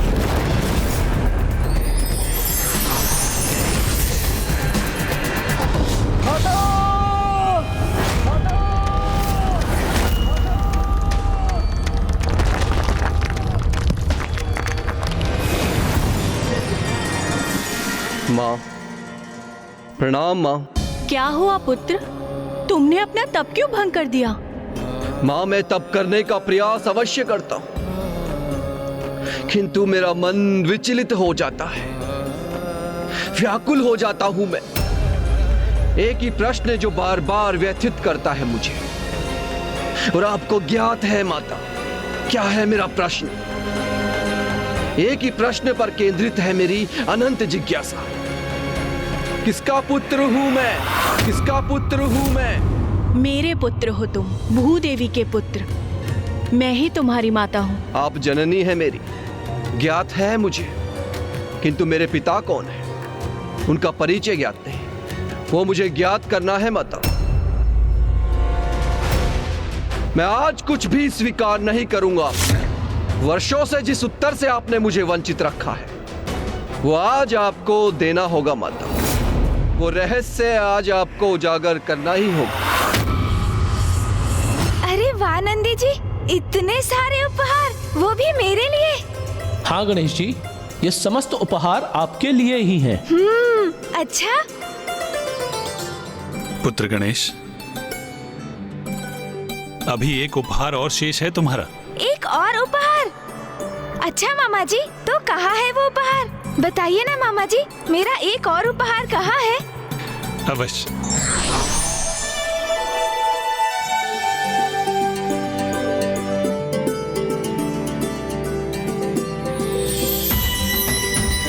शंख?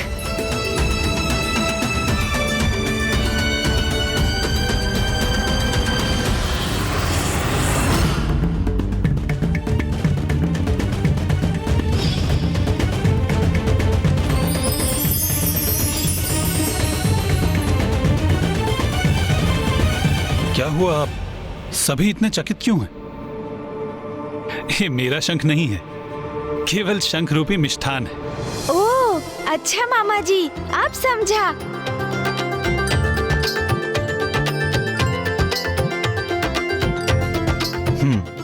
लाइए, दीजिए मामा जी।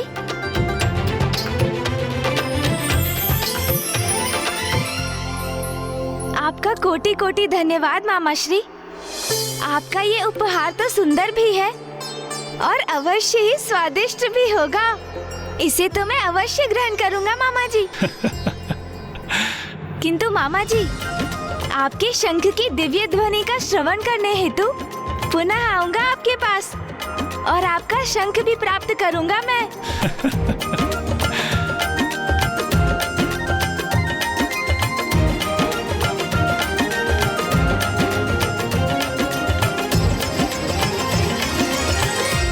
माता, क्या आपको ये ज्ञात नहीं? जब तक मैं अपने पिता से भेंट कर संतुष्ट नहीं होऊंगा, इसी प्रकार अशांति की ज्वाला में झुलसता रहूंगा मैं। उचित है फिर, यदि आपको मेरी माँ, मेरी जननी होकर भी मेरी पीड़ा का आभास नहीं, यदि आप नहीं देख पा रही हैं कि कितनी अधिक पीड़ा और कितने अधिक कष्ट में हूं मैं, फिर आपसे ये प्रश्न पूछने का कोई लाभ नहीं माता। आप मेरी जिज्ञासा शांत कर मुझे इस पीड़ा से मुक्त नहीं कर पाएंगे और मेरा मन निरंतर मुझसे यही प्रश्न करता रहेगा। तो इस प्रकार तड़प तड़प कर जीने से कहीं श्रेष्ठ है कि मैं अपने प्राण त्याग दूं। अब यही एकमात्र उपाय है मेरे समक्ष माता। अब और नहीं सहूंगा मैं ये कष्ट, अब जीवित ही नहीं रहूंगा मैं।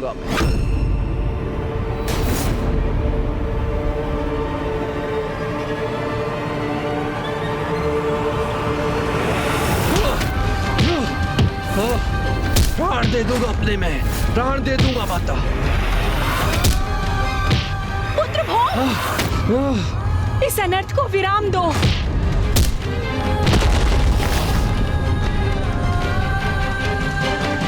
स्वयं को दंडित करने में भी सक्षम नहीं हूं मैं। यदि मैं इतना शक्तिशाली हूं तो अवश्य मेरे पिता कोई महाप्रतापी पुरुष होंगे। उचित है, मैं तुम्हारा उत्तर दूंगी तुम्हें। तुम्हारे पिता स्वयं जगत पिता महादेव हैं। महादेव हैं।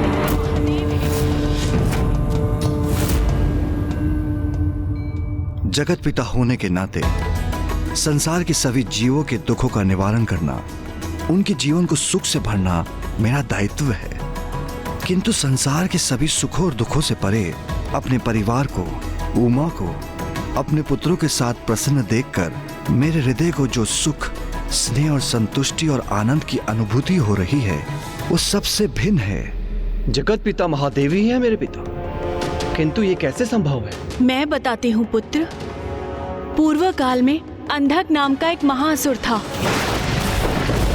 जिसका देवताओं के साथ एक महाभयंकर युद्ध हुआ।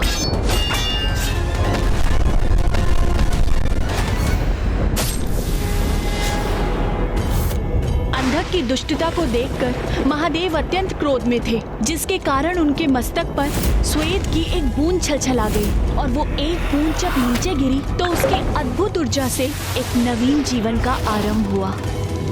और जब मैंने उस नन्हे शिशु को अपने हाथों में उठाया तो वो क्रोधपूर्ण रुदन कर रहा था, क्योंकि महादेव के क्रोध से उत्पन्न स्वेद की बूंद से उसका जन्म हुआ था। महादेव द्वारा अंधकासुर के वध के उपरांत मैंने उन्हें इस संपूर्ण घटना का विवरण दिया। प्रणाम महादेव। मैं पृथ्वी हूँ। इस सृष्टि के सभी जीवों का जन्म मुझ पर ही होता है, इसलिए एक प्रकार से मैं उनकी जननी तो हुई, किंतु मेरा दुर्भाग्य देखिए कि मेरे अपनी कोई संतान नहीं। किंतु आज संयोगवश आपके स्वेद की जो बूंद मुझ पर गिरी, उसने इस बालक का रूप ले लिया। महादेव, मुझ पे कृपा करें। आप उसे मेरे पुत्र के रूप में भेंट दे दीजिए।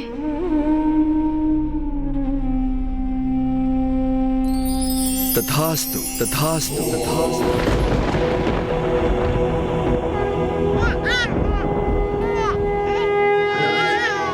देवी पृथ्वी आज से तुम्हारा पुत्र कहलाएगा और तुम्हारे नाम से जुड़कर इसका नाम होगा भोम भोम भोम।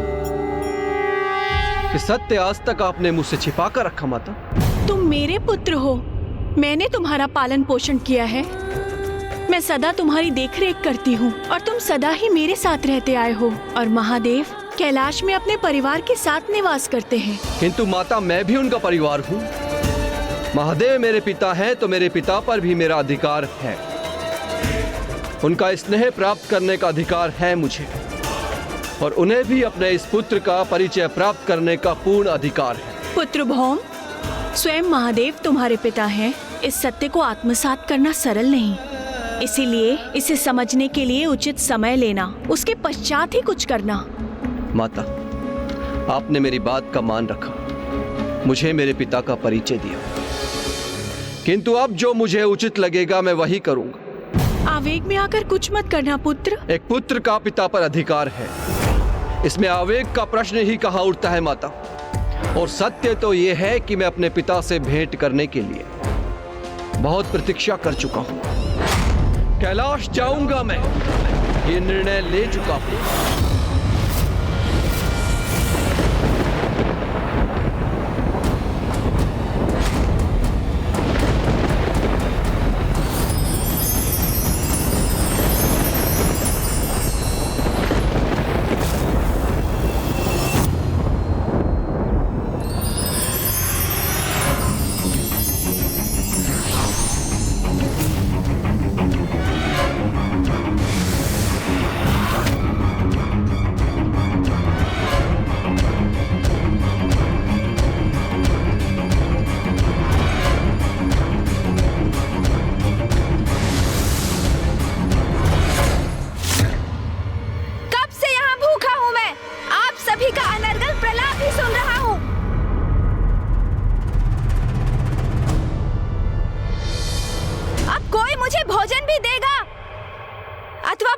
भोजन को घूर घूर कर ही अपनी भूख शांत करनी होगी मुझे।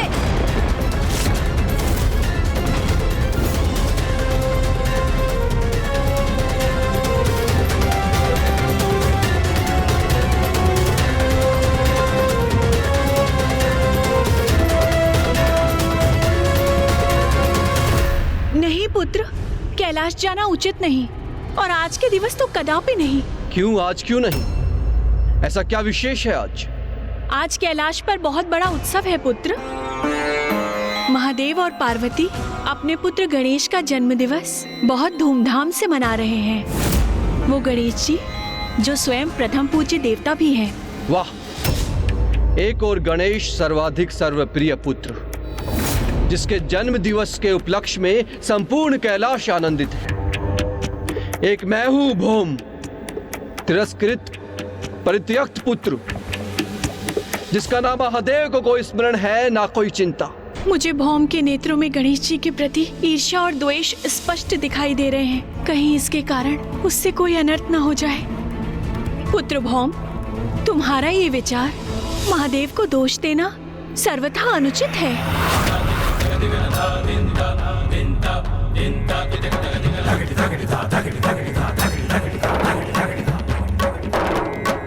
पुत्र भौम के तन से उत्पन्न ऊर्जा से समीप के सभी प्राणी प्रभावित होते हैं और वो उग्र हो उठते हैं। और अब जब वो गणेश जी के प्रति क्रोध और घृणा के भाव को अपने भीतर लेकर कैलाश गया, तो कहीं उसका कोई प्रतिकूल प्रभाव न हो, गणेश जी को कोई क्षति न पहुंचे। पुत्र गणेश,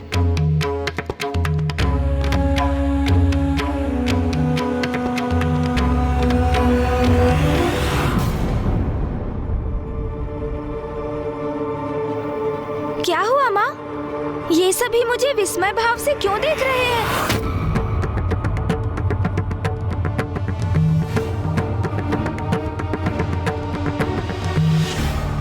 अवश्य क्षणिक भावावेश था गणेश का, जो पल भर में उमड़कर मिट भी गया और अब उसे स्मरण भी नहीं है। सब कुशल है। हम सभी से बहुत बड़ी भूल हुई,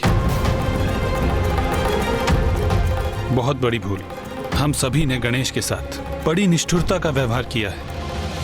ये आप क्या कह रहे हैं भ्राता विष्णु? हम गणेश के प्रति निष्ठुर कैसे हो सकते हैं? हाँ बहन पार्वती, आज गणेश का जन्म दिवस है और हम सभी उसकी इच्छाओं की पूर्ति करने के स्थान पर विधि विधान और शिष्टाचार में बंधकर उसकी खुशियों को बाधित कर रहे हैं।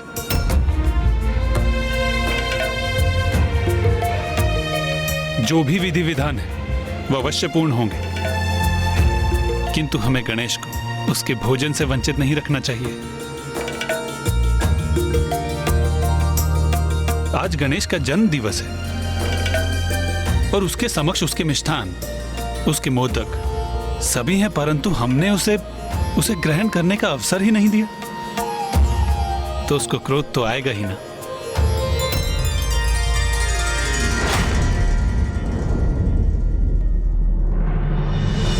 उचित कह रहे हैं भ्राता विष्णु। भूख तो साधारण जीवों के हृदय में क्रोध जागृत कर देती है, तो फिर गणेश का क्रोधित होना तो स्वाभाविक ही है। आप उचित कह रहे हैं भ्राता विष्णु। भूल मुझी से हुई है। मुझे सर्वप्रथम उसे भोजन कराना चाहिए था। हाँ माँ, मुझे अत्यंत भूख लगी है, जो आपके हाथों से मोदक खाकर ही तृप्त होगी। आप मुझे खिलाएंगी ना माँ? खिलाइए ना माँ।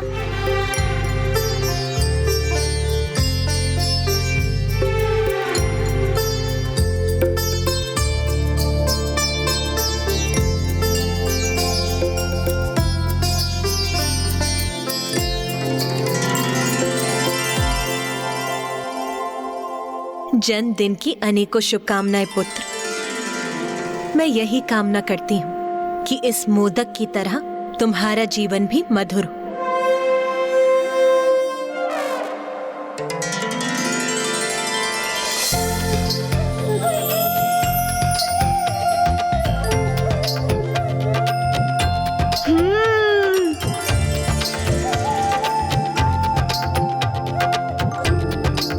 अति स्वादिष्ट।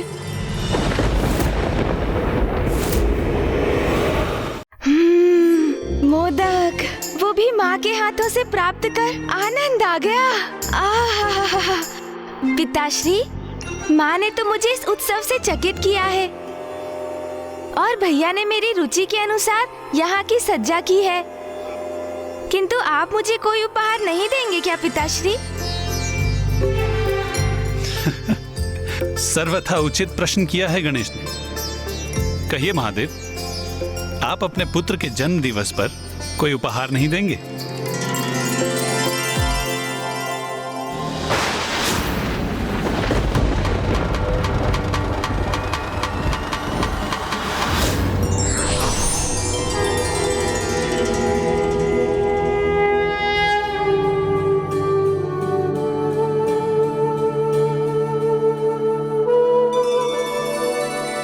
पुत्र गणेश, मैं तुम्हें तुम्हारी मां के समान दुलार तो नहीं कर सकता। मैं तुम्हें तुम्हारे भ्राता के समान तुम्हारी सभी नटखट क्रीड़ाओं में भागीदार भी नहीं बन सकता। किंतु एक पिता होने के नाते मैं तुम्हें अपनी दृष्टि दे सकता हूं। एक पिता की दृष्टि जो सदैव तुम पर बनी रहेगी। अपना श्रवण दे सकता हूं। एक पिता का श्रवण जो सदैव तुम्हारा स्वर सुनेगा। मैं तुम्हें अपनी वाणी दे सकता हूं। एक पिता की वाणी जो सदैव तुम्हारा मार्गदर्शन करेगी। मैं तुम्हें अपनी भुजाएं दे सकता हूं। एक पिता की भुजाएं जो सदैव तुम्हारी रक्षा करेंगी, अपना संरक्षण करने हेतु तुम्हें अपने भीतर भर लेंगी। मैं तुम्हें अपने कंधे दे सकता हूं। एक पिता के कंधे जो सदैव तुम्हारा दायित्व का बोझ उठाने में सहायक बनेंगे। जन्म दिवस तो तुम्हारा है पुत्र, किंतु जिस दिवस से तुम हमारे जीवन में आए हो, हमारे लिए वरदान स्वरूप हो, हमारे जीवन के अमूल्य उपहार हो तुम। जन्म दिवस की शुभकामनाएं पुत्र। कर्पूरगारं करुणावतारं संसार सारं भुजगेन्द्रहारं सदा वसन्तं हृदयारविन्दे भवानी सहितं नमामि। आयुष्मान भव।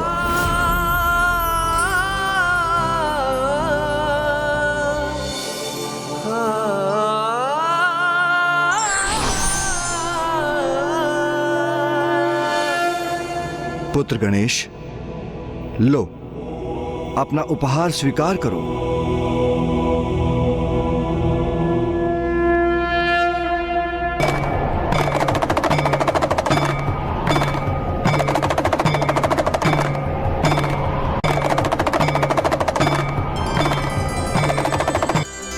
धन्यवाद पिताश्री। इससे तो मधुर ध्वनि भी उत्पन्न होती है। पुत्र गणेश, मैंने तुम्हारे मामा के विपरीत तुम्हें एक वास्तविक डमरू प्रदान किया है।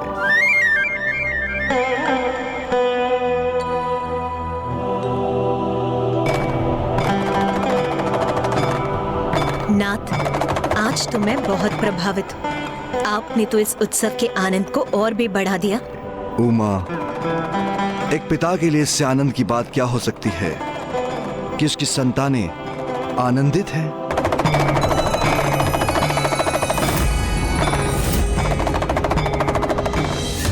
जगत पिता महादेव का आशीष है प्रथम पूज्य गणेश को।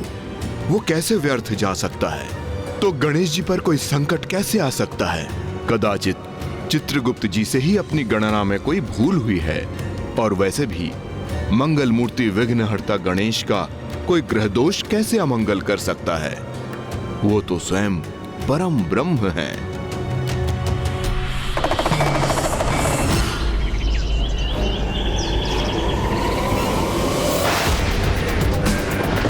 एक पुत्र के जन्म दिवस का उत्सव दूसरे को अलगाओ। मैं भी महादेव का पुत्र हूँ। विनती से अथवा शक्ति से अपना अधिकार तो मैं लेकर ही रहूंगा।